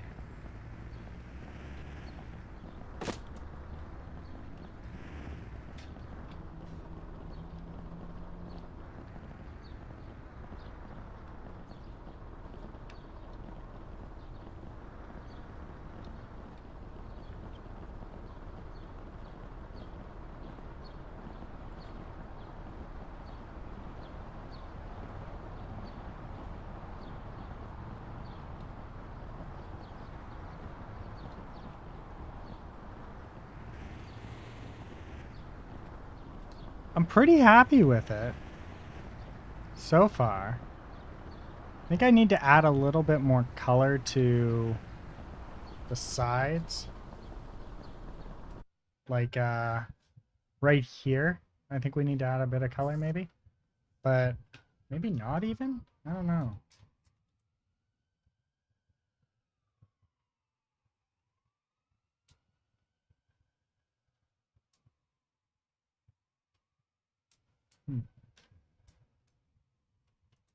All right. Well, I think I'm going to call it a day.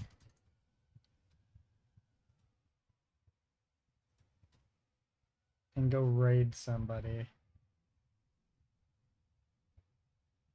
Let's raid an artist, since I'm doing art today. Doing art, so we're going to raid an artist.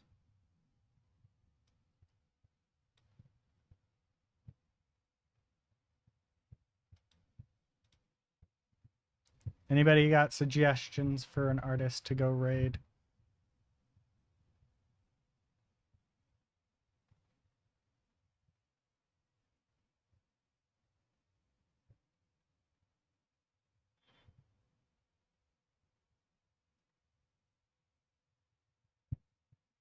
What's this in?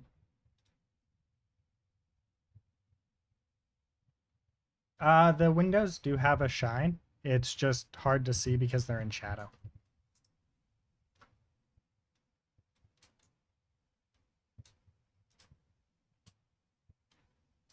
Yeah, see?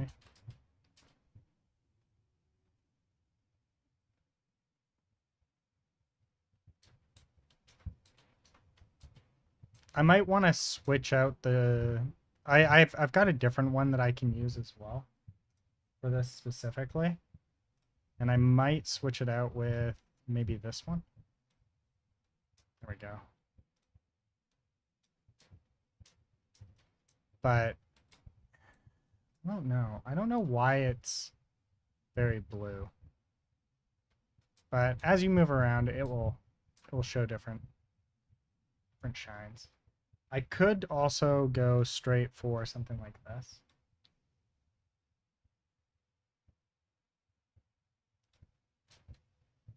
That gives me a good shine on everything.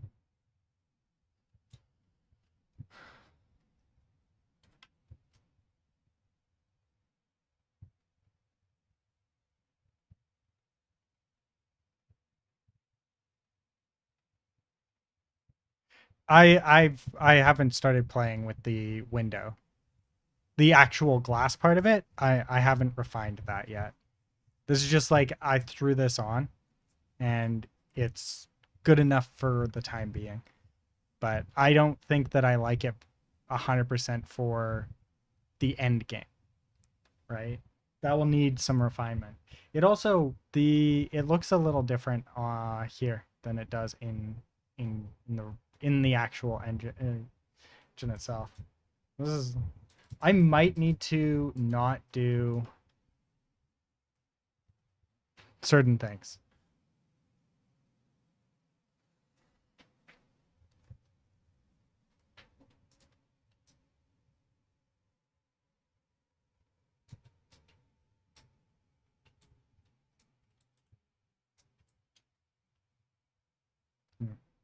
Anyways, I am going to call it here, and we should raid somebody, but again, we don't know who to raid.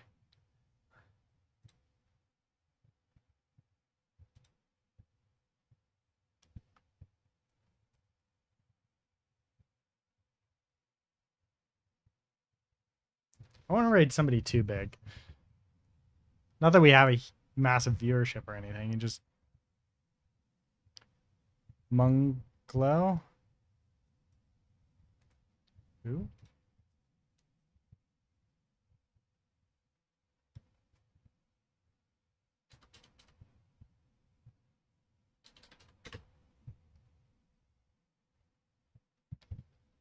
Okay, Munglow's doing programming.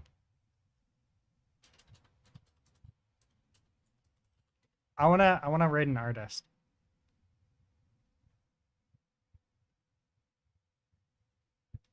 Also programming related stuff. Ish. Programming ish related.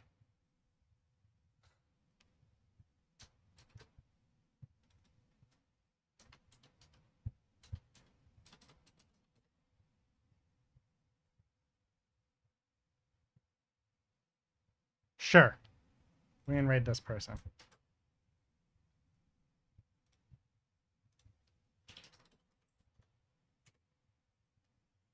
All right. Well, thank you to everybody who showed up, chatted, lurked, all of that. You were all awesome, and I will see you around. Ta-ta for now.